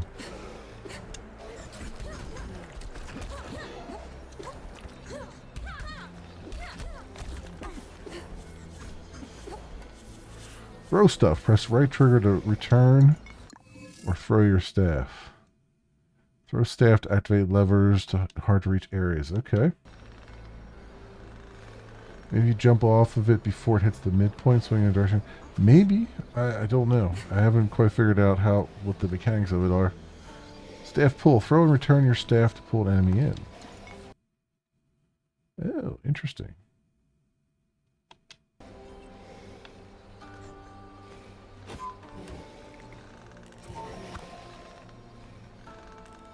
I don't know if that worked the way it was supposed to, but okay.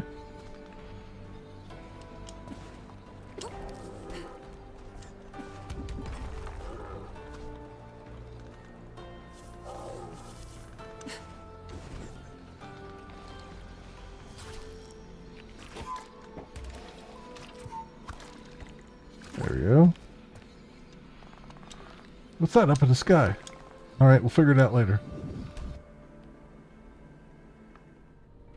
Didn't quite pull him in. Yeah, that's why I said it's like that was kind of an anemic pull. It could be down there. It's not a huge serpent, is it?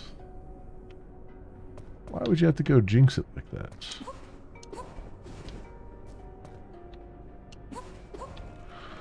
I guess we're going down.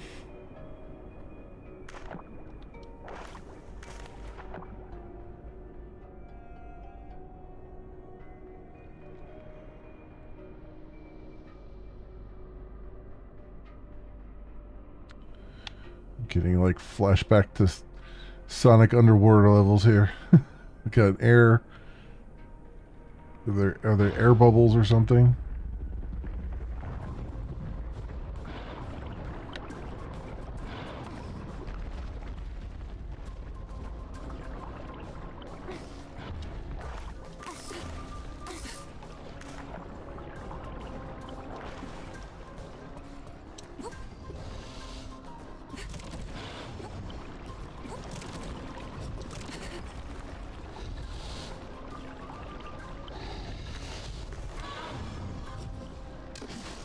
Okay.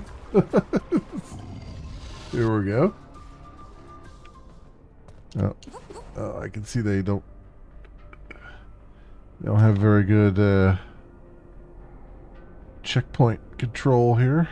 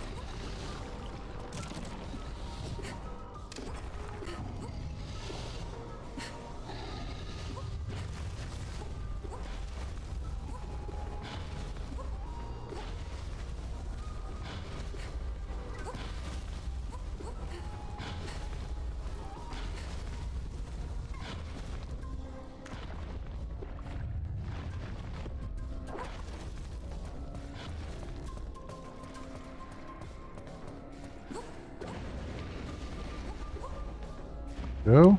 Oop. Nope. Oh, come on. Really? Really? Jeez Louise.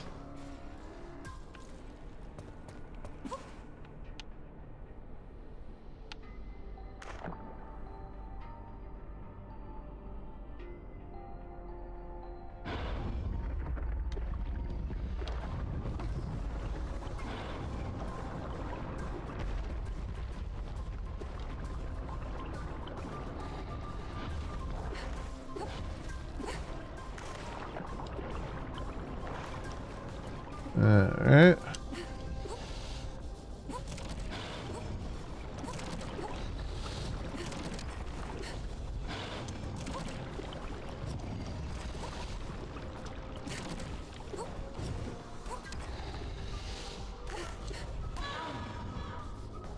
Come on. Alright.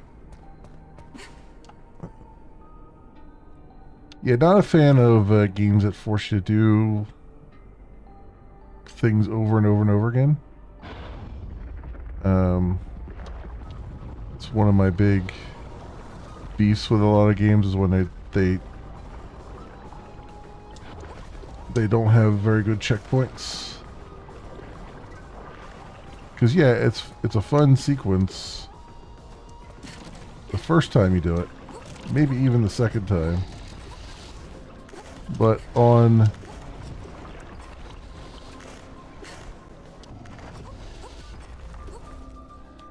fourth or fifth time, it just starts to become tedious.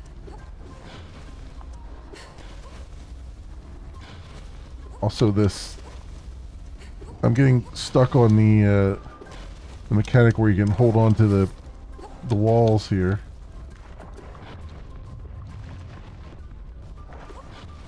Just holding on when I don't want her to.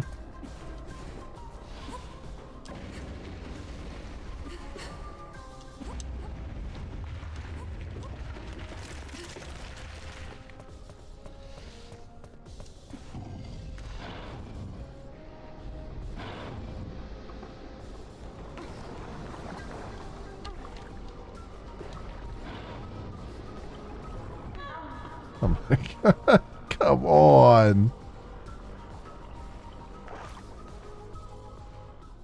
Oh, and there was no... Oh, boy. Oh, that's pretty bad.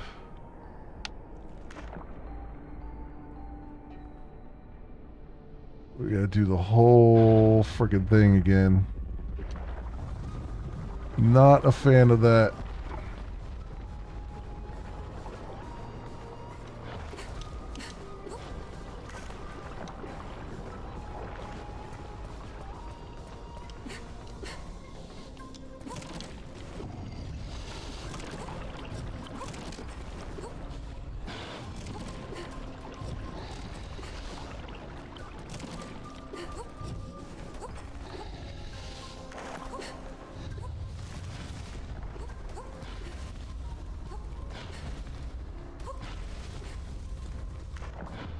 Just getting stuck on these.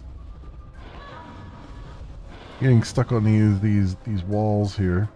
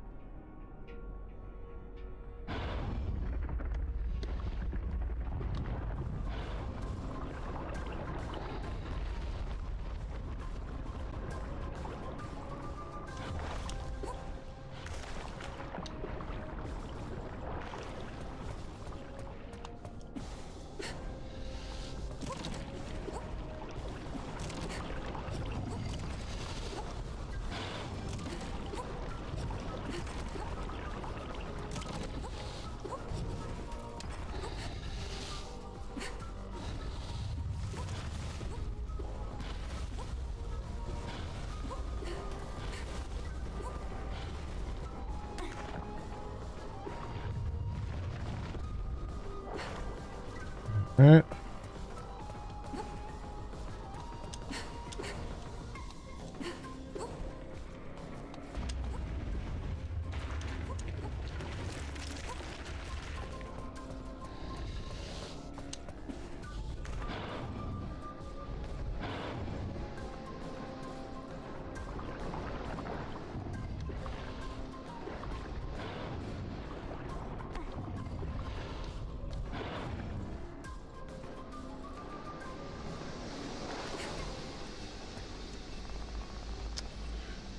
How many little girls make up the daily menu? I had to brutally kill that snake afterwards, but I'll tell you about it another battle. Okay. The hell? It's so scary here that you just want to punch someone. Fucking eyeballs everywhere? In the eyeball world?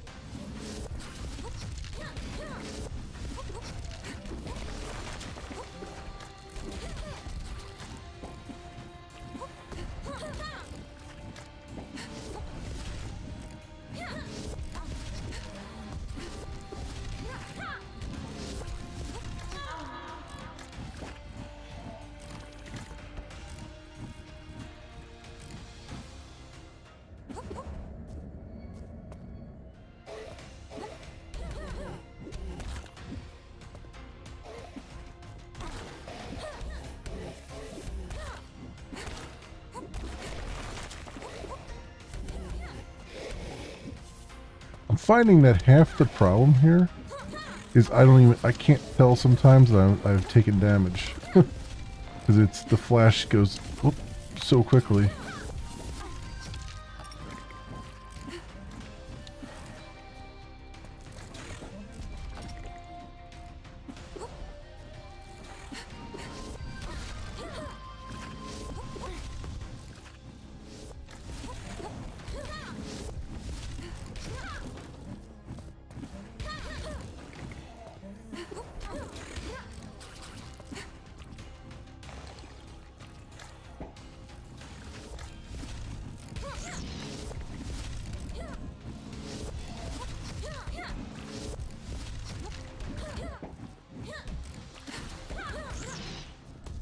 Yeah.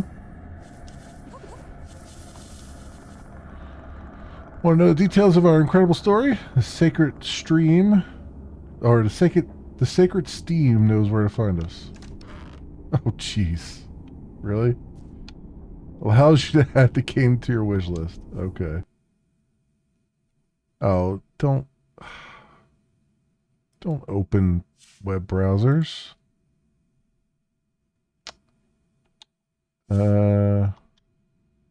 Wait, that's it?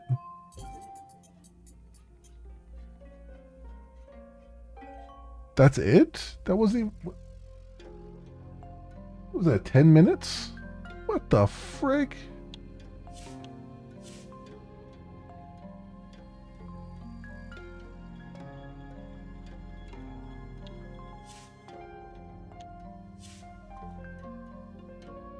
This version is a simplified and shortened version of the game containing the main game mechanics.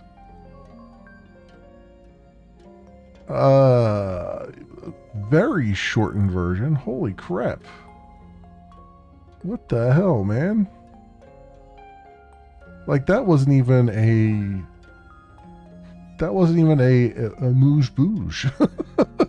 That was more like half a saltine cracker. What the hell? Like, I can't make there's not enough here to make up my mind about whether or not I like the game or not. Jeez Louise. I mean, yeah, sure, okay. I mean, it's a Metroidvania, yes. It's got some decent controls. I was struggling with the one control, where it's the wall stick, or glide, or whatever you want to call it.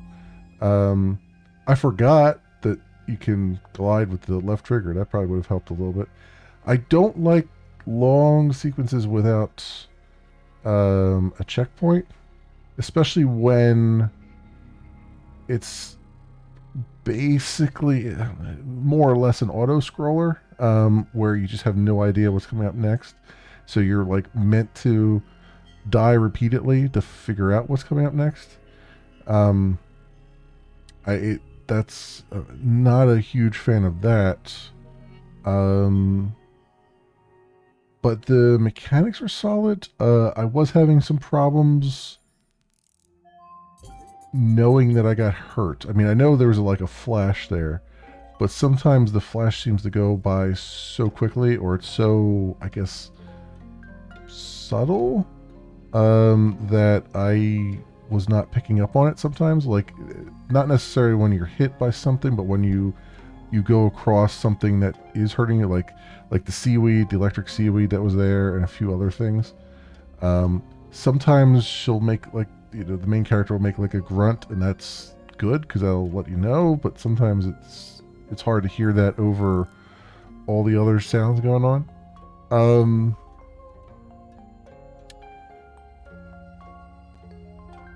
Very nice artwork.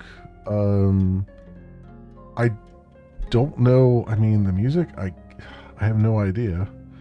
Like, there's barely any music there, so I don't know if the music's any good. And there was no real story. Like there's a story there, obviously, but there wasn't enough of the story to get me hooked on anything. There wasn't enough gameplay to get me hooked on the gameplay. Yeah, this is like... I don't know. I mean, what's here is good, but I have no idea. Like, I mean, they had some levels with some mechanics in it with like the wind and stuff, but they didn't really introduce you to like the kinds of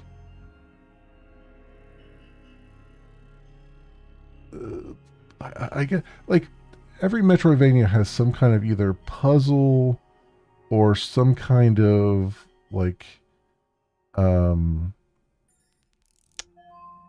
different enemies or something to overcome, and it's like they kind of had a few things there that were different, but then there was not enough for me to really grasp as to what was um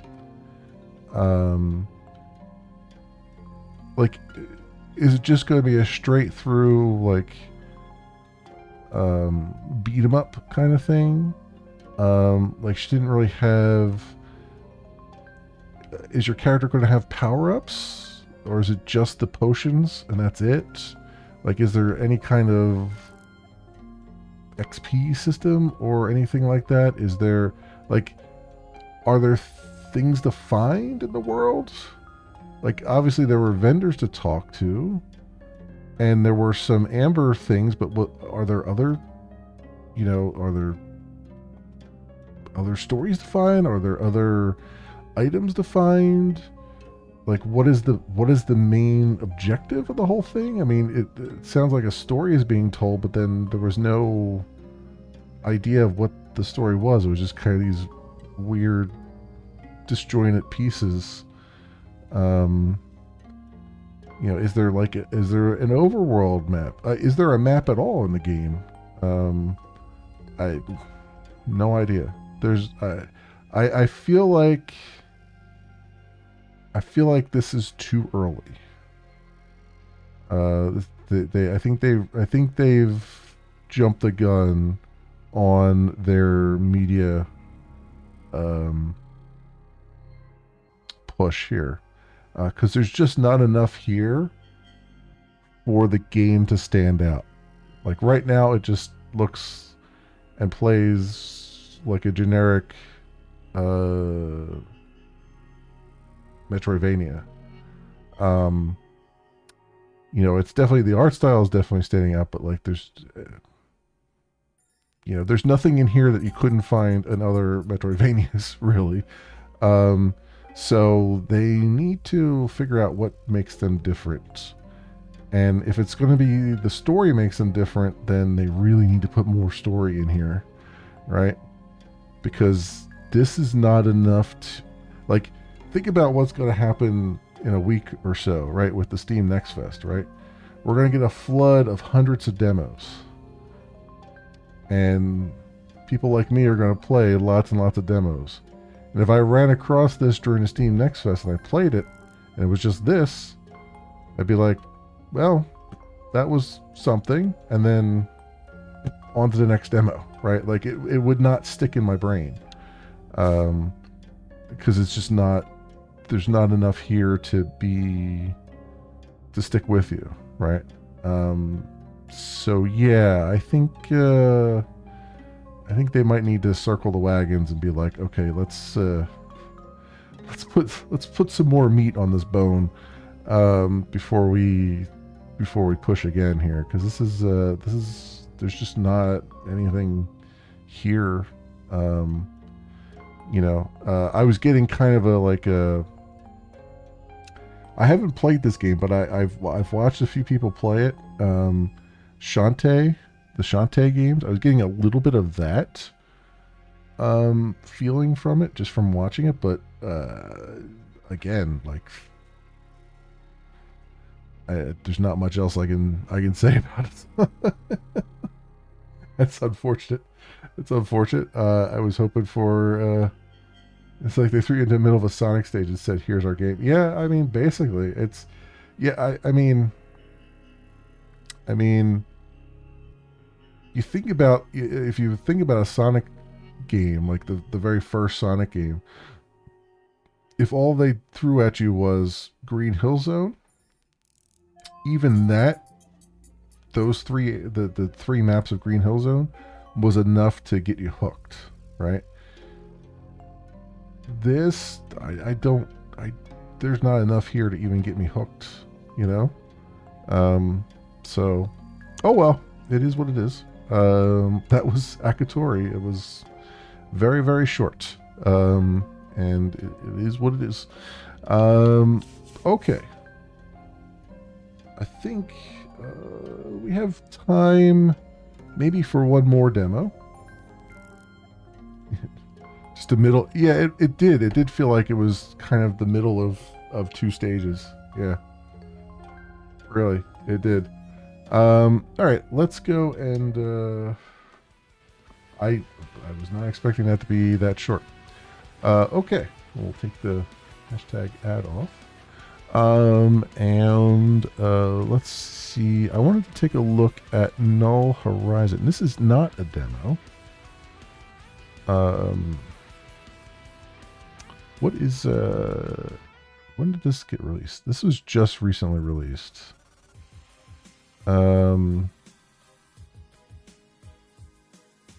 This is early access. Okay, that's what I was looking for. All right, let's go back into here. Let's get this copied over.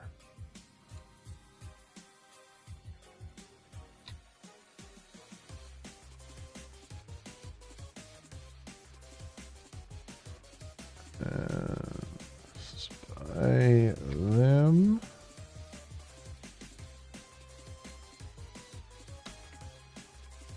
And it's is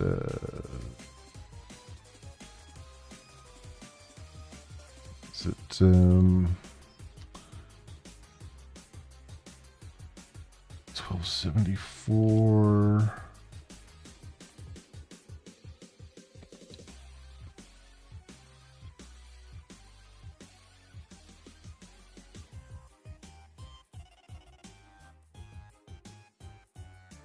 There we go.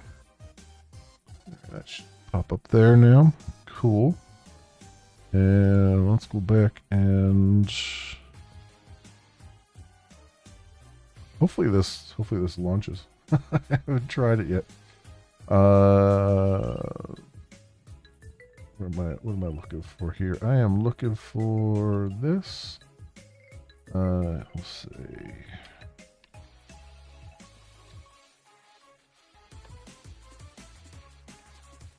What is it? Is it 2 words? Let's see if it exists. Failed to update. Okay. The game.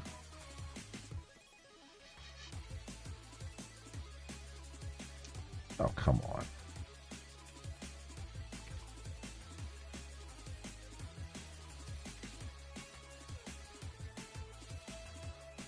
There we go. Put the spaces in there. Okay. And I need to update this. And we'll say, Null Horizon.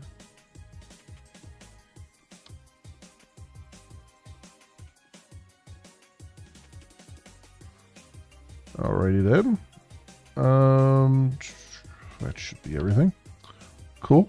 Let's put this on here, and hopefully this launches. We'll see. Yep, that's good. Let me make sure before I unleash the audio here. It doesn't look like it has any audio. Music volume is actually reasonable, looks like. Okay. Native resolution. Well, I guess, yeah, full screen. Flight manual. All right, I guess we'll find out what all that means. Okay, my friends, this is Null Horizon. It is by Hopefully Heroic, and it is early access game out on Steam right now. Currently $12.74 US. Normally $14.99. It's currently 15% off. And this is a space of sim question mark. It looked like it had some sort of turn-based combat. It looks like it's a if you think of like the Legend of Grimrock and Eye of the Beholder and games like that where they're in a Star Crawlers where they're in an engine, a 3D engine, but it like kind of moves one block at a time. From the what I saw, it looked like it kind of works like that, and then you have like the combat that way. I don't know if that's the case or not. I was intrigued by it, and I thought let's just take a look and see what it's all about. So let's pop on in and see what we got here. We've got Kestrel is interceptor, light repeater weapon. This is fuel. So Drifter is a frigate. It has slightly more shield, less energy, slightly more cargo, 10% fuel efficient. Or the Mule, mining laser, cargo energy shield, hull. We'll go with the frigate for now. And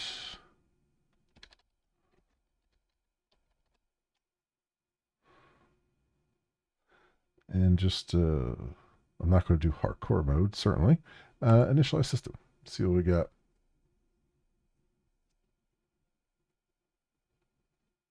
These look to be different types of stars rather than just being a star and ship. Yeah, they might be. Is there no music or sound here? Okay. I'm going to provide some of my own music. So we have something to listen to. Okay. So what do we got here?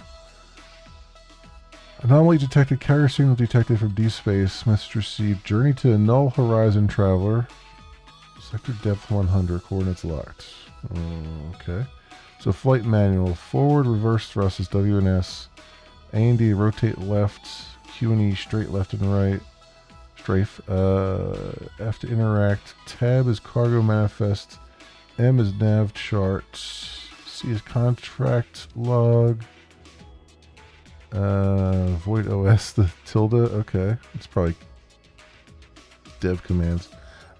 Fleet command is Z. Fleet missions is X. Click to interact. Okay. So what do we got here? Cargo manifests. Pulse laser does 12 to 18 damage.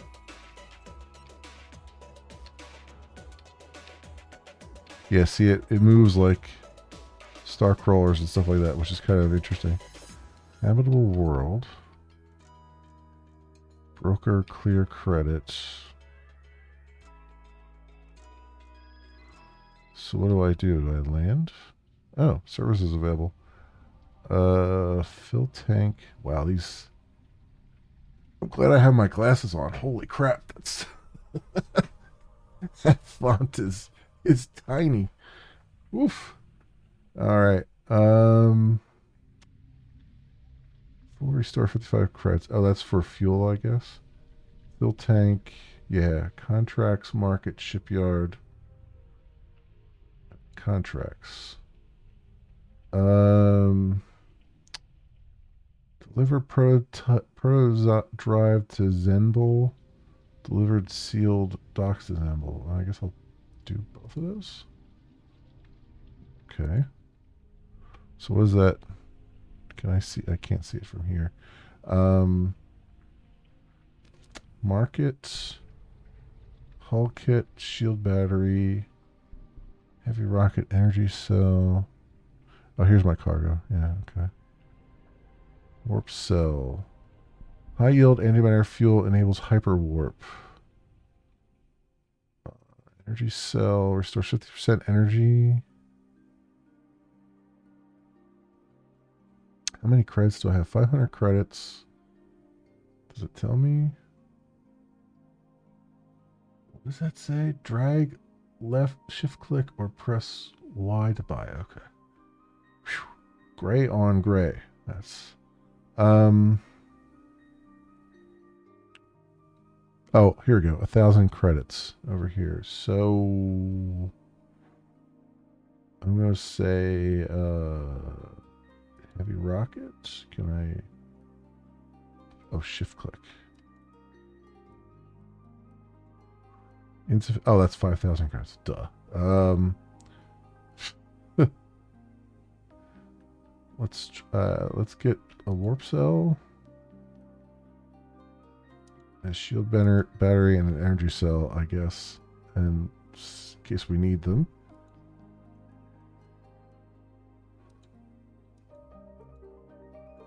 Okay. Shipyard. So you can buy the other ships. So that was just like your starting ship, and then okay, plating and all that stuff. All right. What's vaults? Oh, okay. So I have storage that I can move stuff off my cargo into there. Okay. All right, depart planet. So where do I go for? So I guess C. B11. Okay. B11. So we're at J3.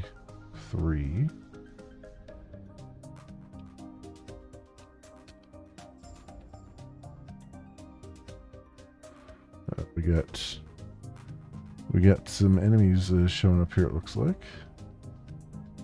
Oh, they were shooting that other guy. Okay. B11. Okay, Zembel.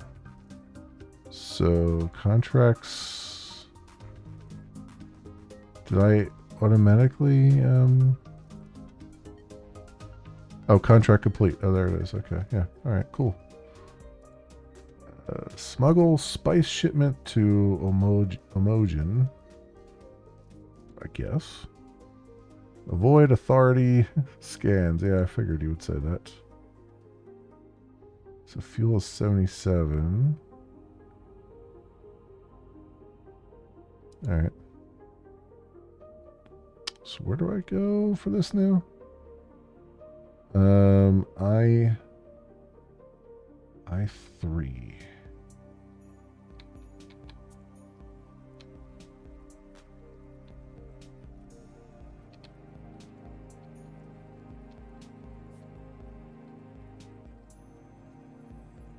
I can't go any higher up that way. Uh-oh. Oh, they scanned me. How did they scan me? Alright. Run away.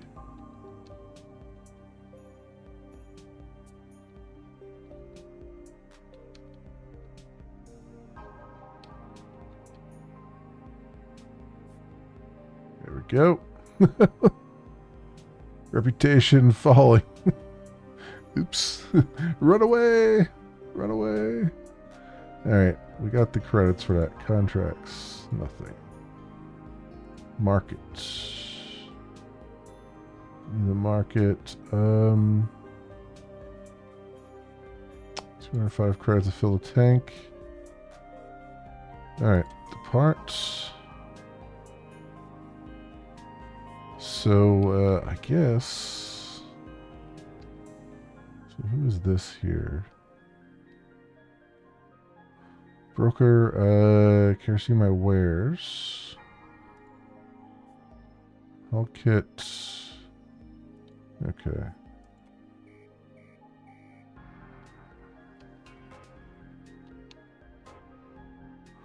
Ooh, Zenith Wreckage. Contains scrap metal. 2 harvests. Extract. And there's our energy down. Okay. Okay. Alright. I'm getting the hang of it. Radiant Rift. Unstable.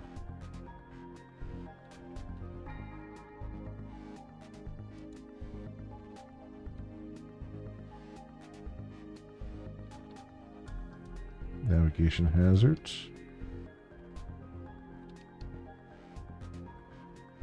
We're back to Zenbull here. Nothing.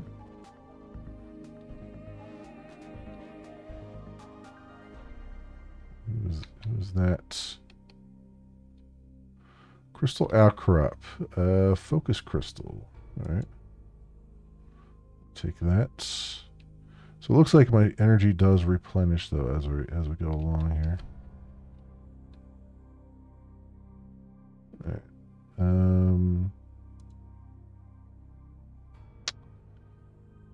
Scan signal, neutralize, traveler, big step. Alright, I mean, we'll just grab everything. Why not?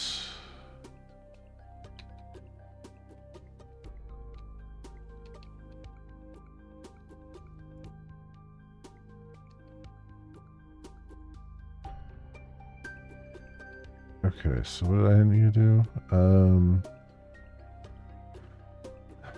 O2.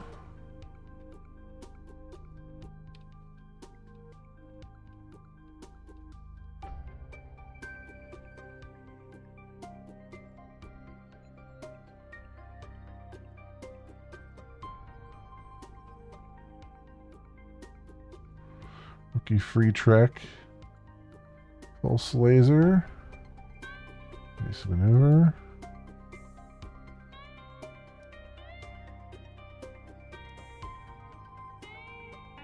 Energy to shields.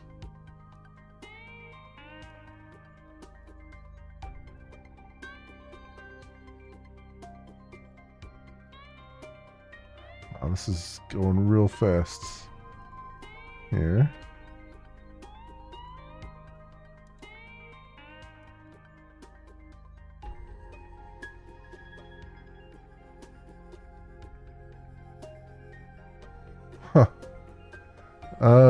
That combat is going real fast. I was expecting turn-based combat, and that was real-time combat. I was not expecting that. Do I still have those contracts though?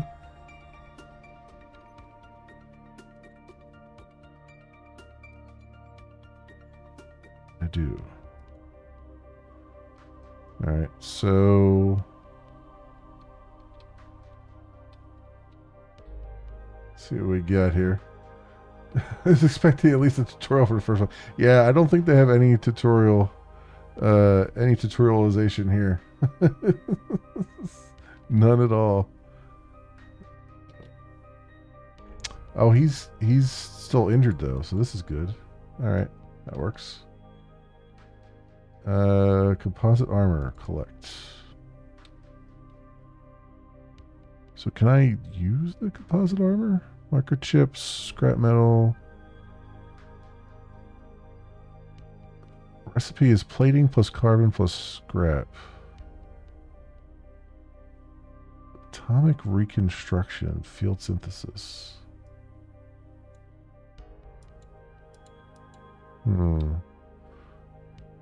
Jettison cargo, sort cargo. Okay. Scan signal at S2.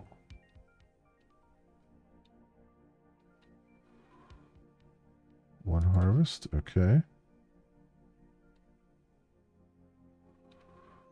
So I'm at S2.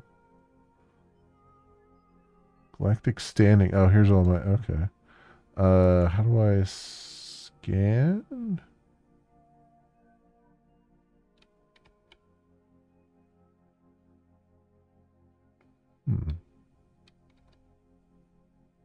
I guess technically I just did it. Okay. B11. Oh, there's another thing to scan here. The Hulk from the last war, the weapon bays might still have power. Hack systems, 36 energy, blast doors. Hack systems. Yeah. Weapon systems unlocked. Fletchet gun.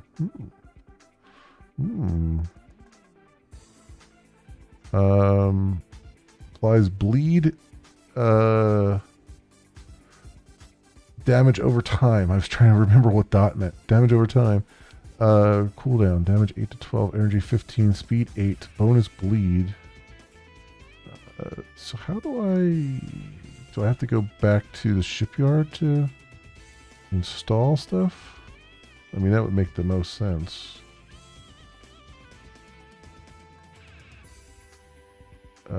Also, what was the thing? B11?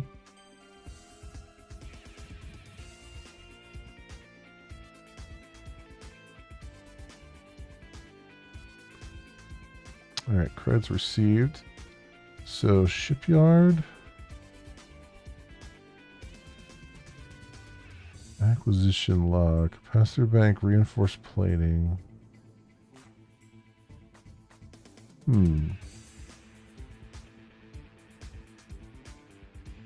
What's... Oh, you can have a... Okay, so I'm just realizing, like, you can have a fleet. Fleet command, fleet missions. But, what do I do? I mean, I could sell these.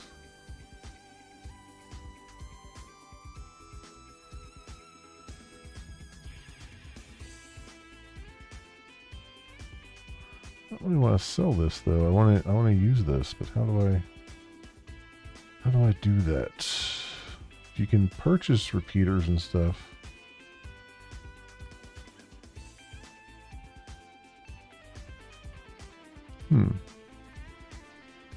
All right.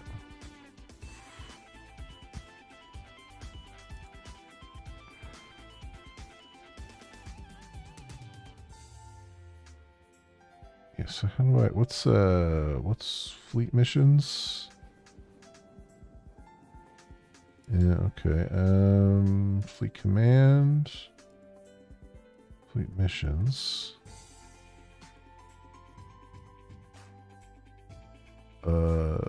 Void, Nebula, survey, support, combat. I don't know any of what that means. Just short, okay, short range warp. And here's all the planets. Talnax, okay. Depth 1, alright. Getting the hang of it, but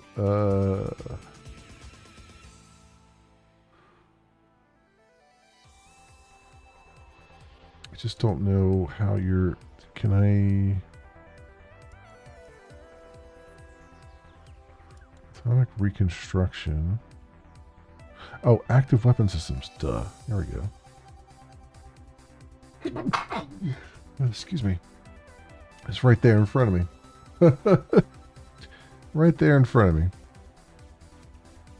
Okay.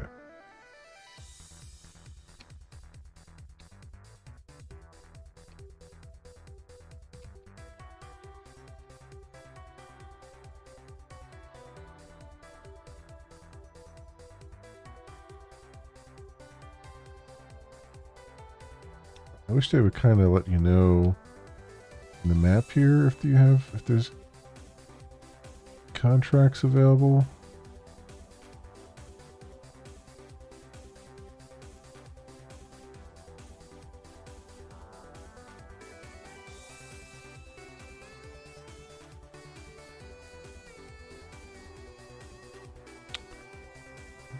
Gambit 3.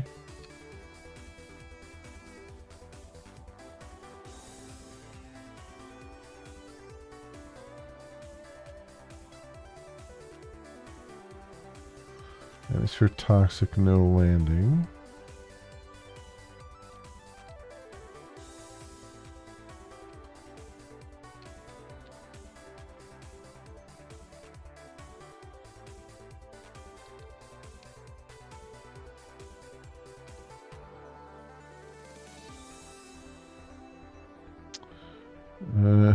Jackhole Vilebane destroyed by Freelancer Lucky Track. Okay.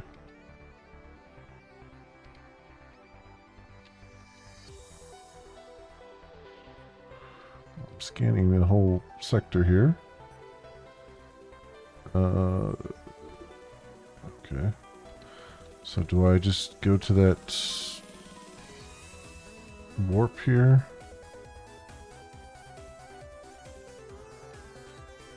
That I saw earlier?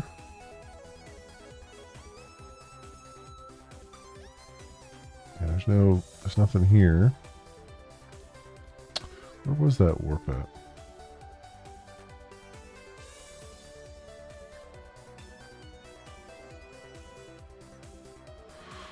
Radiant Rift. It's right over there. Standard signature detected. Okay.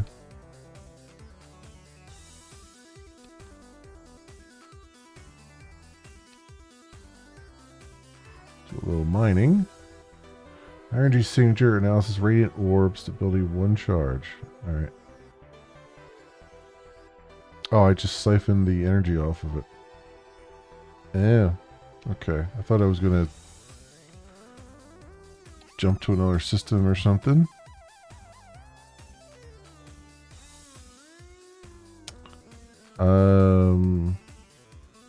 If I hyper warp, what does that do? Okay. Trading hub, capital core, or an asteroid field. So that's if you're like a miner, I guess. It's really safe, but buying something is regulated and cheap. Trading hub. I guess trading hub.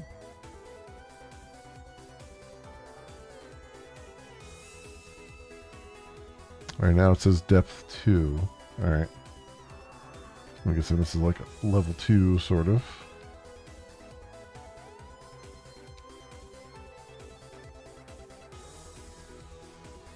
Low fuel reserves.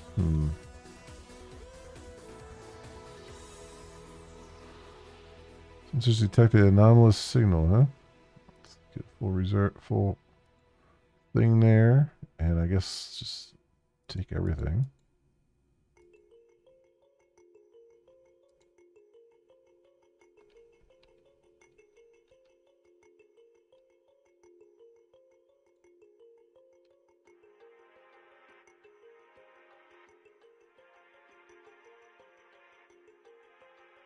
What is that? Solaris Outpost. Ooh. Okay.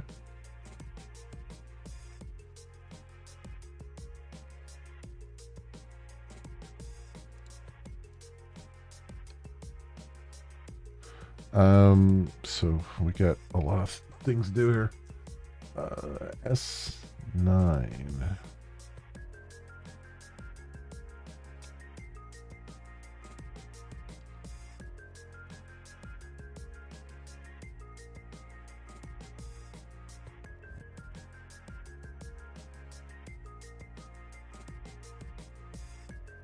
Might as well grab all these things here.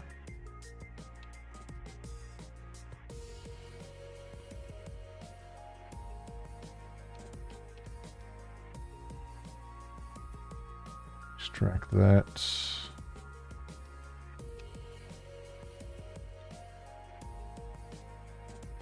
High value map data. All right.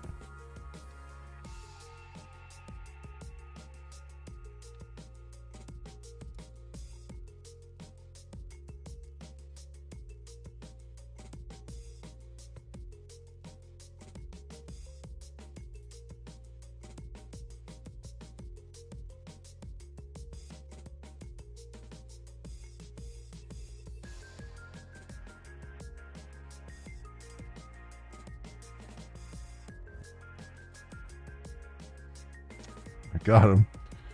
Nice. Shield is down to 1 and our hull's at 82, but I got him. Alright. Collect the cargo. Okay, so we got that. Proto drive to Rin. Target is W1.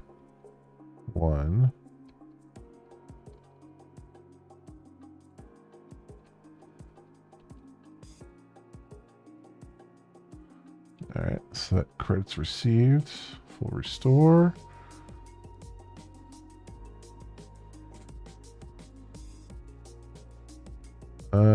Signal interference, sector occupied, contract aborted. Okay. Interesting. All right. I guess I have another contract already for that same sector. N22. Or let's go B5, I guess.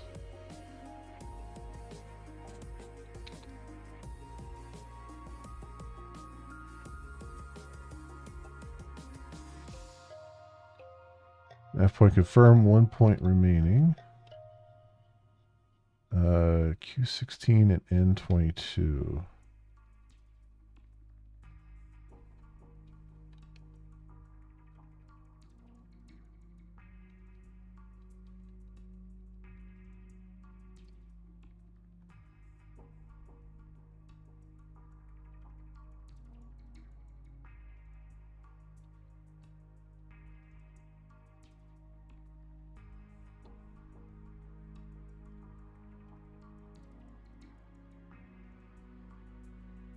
Okay, contract complete. N22.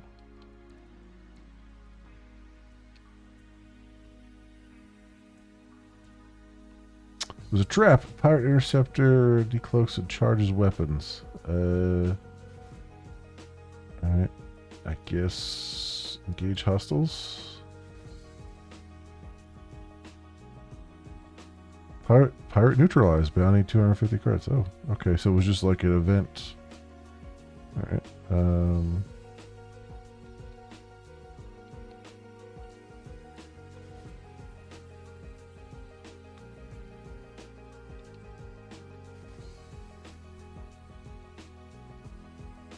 22, 1 point remaining. S19.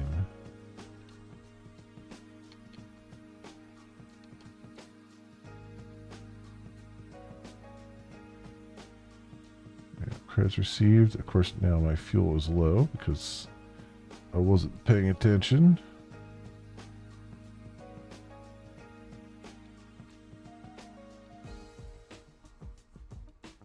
There we go.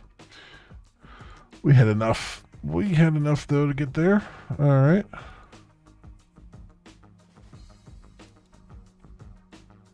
And I guess we sell off some of this stuff.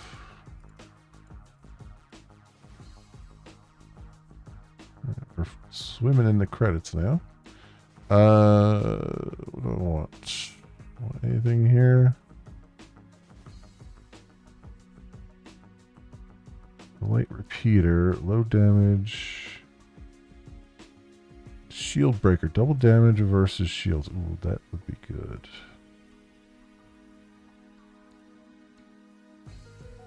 Let's take that.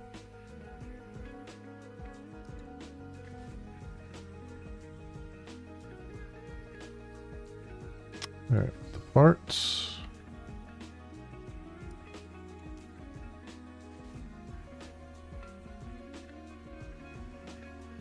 So what does it do? Bleed.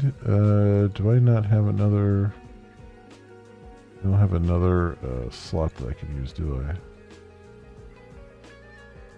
Oh, there it is. That's where. Okay.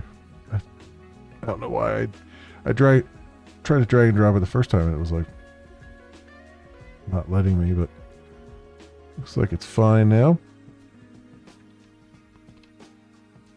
Now we're kind of loaded for bear.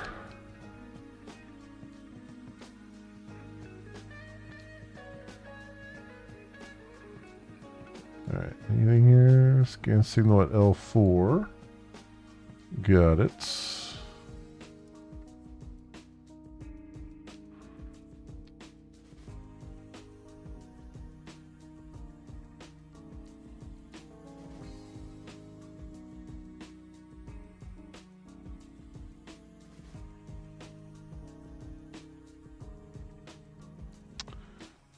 Microchips. Got it. So that was the quest. Oh, I see. Progress 2 of 100 depth. So you're supposed to make 100 jumps in order to satisfy the primary objective. I got it. I'm finally reading stuff on the screen. Finally. Atmosphere toxic, no landing.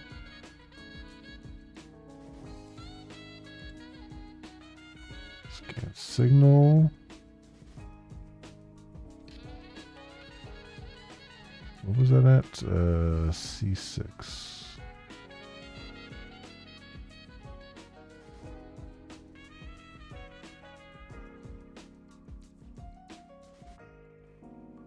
There you go.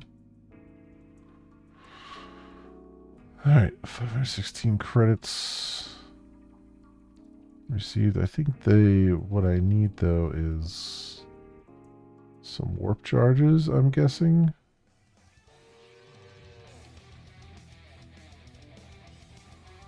Let's go market and sell these.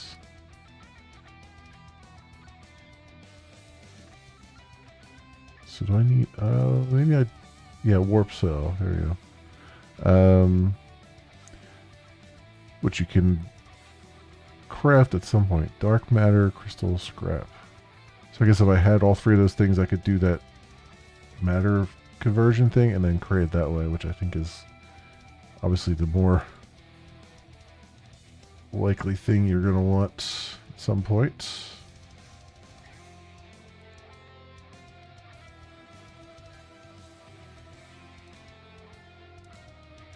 Depart station.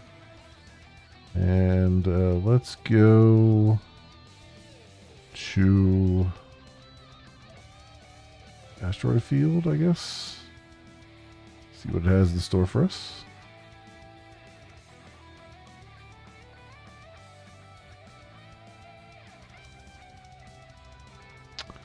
Navigation hazard. Sphere toxic. Siphon net.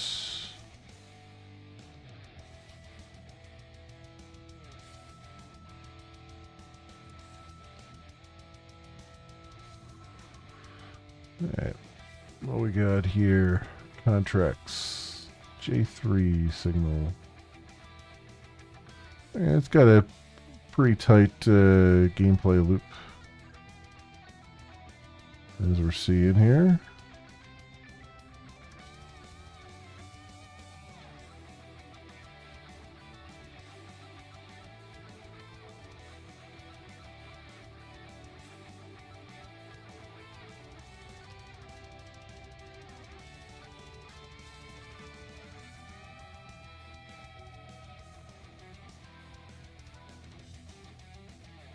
There we go. Got that. Anything else going on here?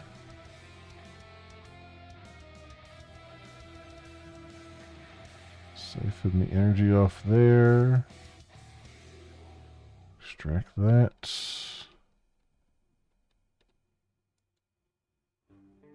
Cargo full. Okay.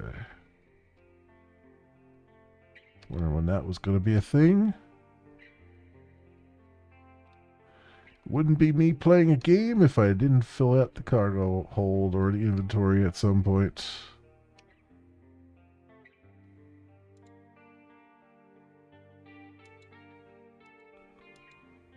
Alright, so we can... So I'm curious here. Let's do something. Let's do something real fast. So I got this field synthesis, right? So if I do dark matter, what was the warp cell? It was dark matter plus crystal plus scrap. So scrap, crystal. There we go. Okay, that's cool.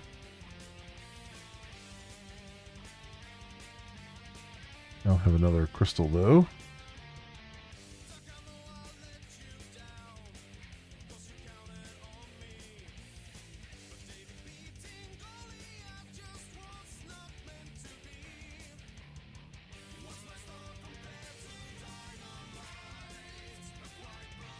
Okay. Tracks, shipyard, reinforced plating. Yes. Do that. And slowly improve us. I mean, there's also like, so I wonder, you could buy these, but I'm guessing when you buy these, they just become part of your fleet. And then that's when you do like fleet stuff, maybe? It'd be really nice if it like explained a few things.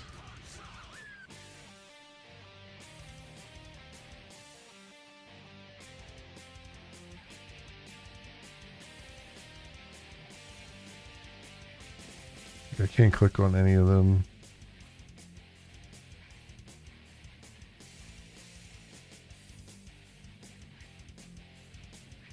Alpha Squadron, Beta Squadron, active wingman. So you can apparently hire wingmen as well? Interesting. I see a lot of the X series of games. It does. It does remind me a little bit of it, you know. Because I've played a bit of X4, which is another one I have to get back to at some point. I just saw that they're harmonizing the save files now so that across platforms. So I think on Thursday they're going to release a patch for that, and then everyone needs to just load up their game and have it copy over into the new directory, and then that way it's regardless of what platform you're on, you all have the same shared cloud save at that point. Which is kind of cool. Let's see that. And I got SOS. All right. Yeah, this is interesting. This is interesting. It's they're definitely are focusing on the gameplay mechanics and stuff, which is good. I wish there was like some audio and stuff, but you know what? They're getting the basic loop going here, which is real nice, and I'm enjoying the kind of. I don't think I've seen a space game like this that has sort of this grid-based movement. So that's kind of an interesting way of doing it, and I like it. I like what they've got, like some of the basics in here. It would be interesting if you had. I know they had like a mining ship and stuff, but it'd be interesting if you had like more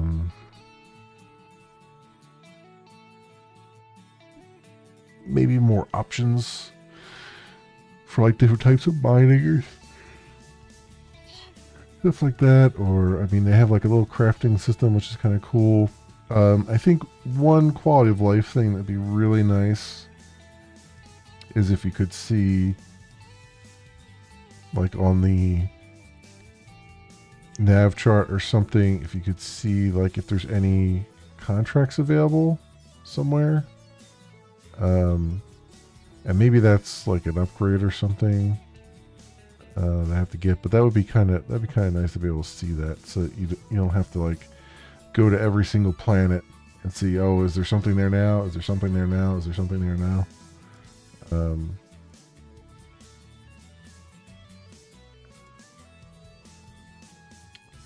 Yeah. I don't know what Void OS is for.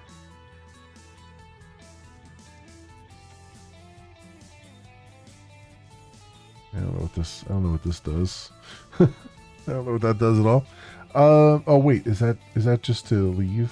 Is that to leave the game? Oh, that's just to leave the game. Okay. Game Smuggler's Gambit and Void Drifter.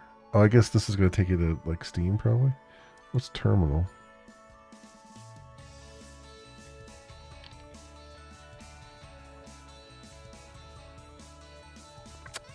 Um,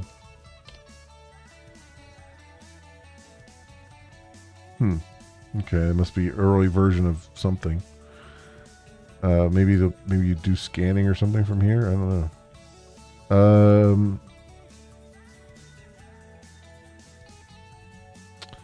You know what's Oh no, it's a mini game.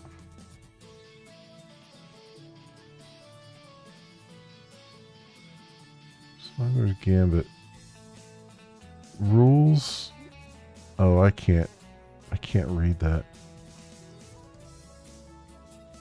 Green, red. Oh. Yeah.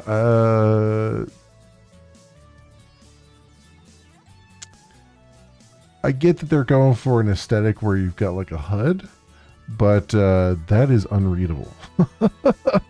Like that's completely unreadable. So yeah, I think it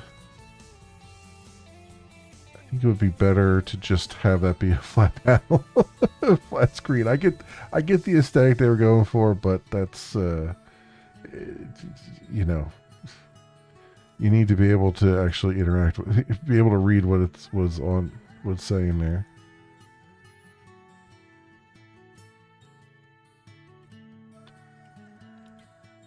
Oh, Void Drifter is an asteroids like game. Okay.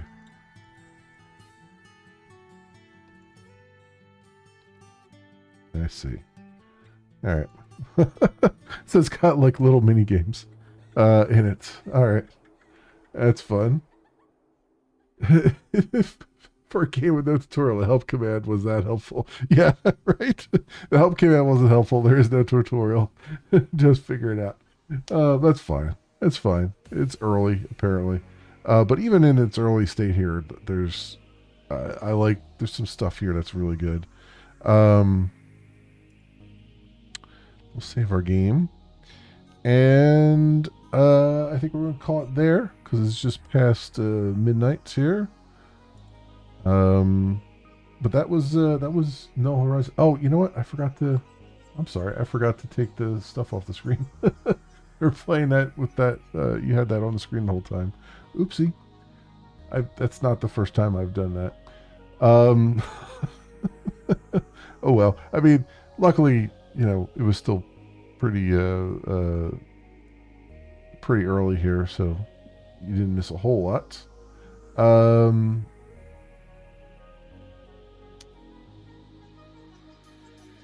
Steam Labs.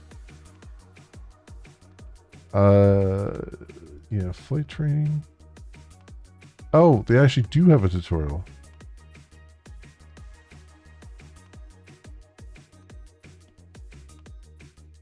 Running, okay. Running on fuel will leave you. Good job, now depart. A few resource nodes have appeared to the west of Flight Academy. Oh, I didn't realize that was the tutorial. I thought that was just something else. I don't know what I thought it was. Just, this will craft a warp cell, which is required to hyperwarp. Yeah, okay. Right. So that gives you the 3 things you need to craft hyperwarp there, or warp cell. Yeah. Training drone has been spawned. Bring up the target lock menu.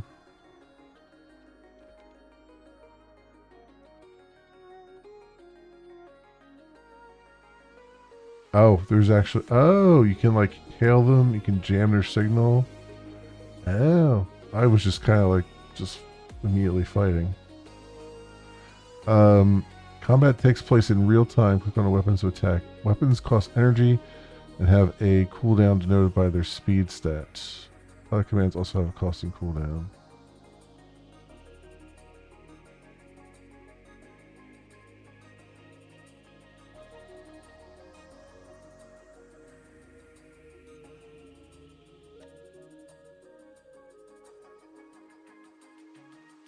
Yeah. A cargo. Access your nav chart. Hyperwarping increases system depth. The deeper you go into space, the more dangerous it is. Warping requires and consumes warp coils.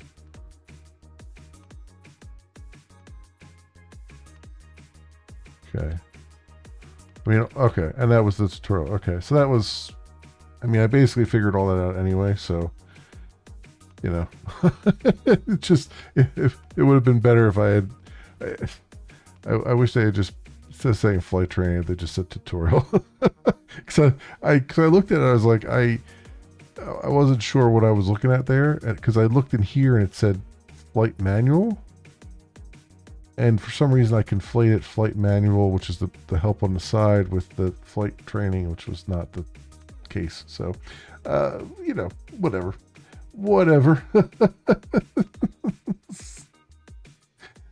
Doing things on hard mode, as I always do, friends. As I always do. Anyway, that was Null Horizon. It was by hopefully Heroic, and it's in early access on Steam right now for $12.74 US, 15% off. Normally $15 US. Yeah, there you go. There you go, my friends. That's where we're at with that. Cool. Anyway. I think that's going to do it for me for tonight. Man, this so Null Horizon really good. Akatori, I wish I knew if it was good or not. It was good enough for what I had anyway. Battlestar Galactica was fantastic. I mean, I guess that was the real problem, right? Is I played a demo that was really well fleshed out and really fantastic. You could see what they're doing, and then I went into a demo where it's like, here's the tiniest of tiniest morsels. You know, I guess that kind of threw me off. I got a couple other demos that I want to jump into at some point, but I might just play them myself a little bit, see what's going on, and then we might get into those maybe next week when the Steam Next Fest starts. But yeah, I got like Spy Drops, Extinction Zone. These are things that have come out early. Vina, City Zen. Kind of want to look at some of those. Kingdom Loop. Also, this is an interesting one. It's if you've ever played Loop Hero or one of those ilk, this is kind of doing the same idea, but with nicer graphics and different take on it a little bit. Yeah, that's where we're at. That is where we're at right now, my friends. Okay, so we've gotten that off the list, so that's good. So we can kind of get back to some measure of normalcy.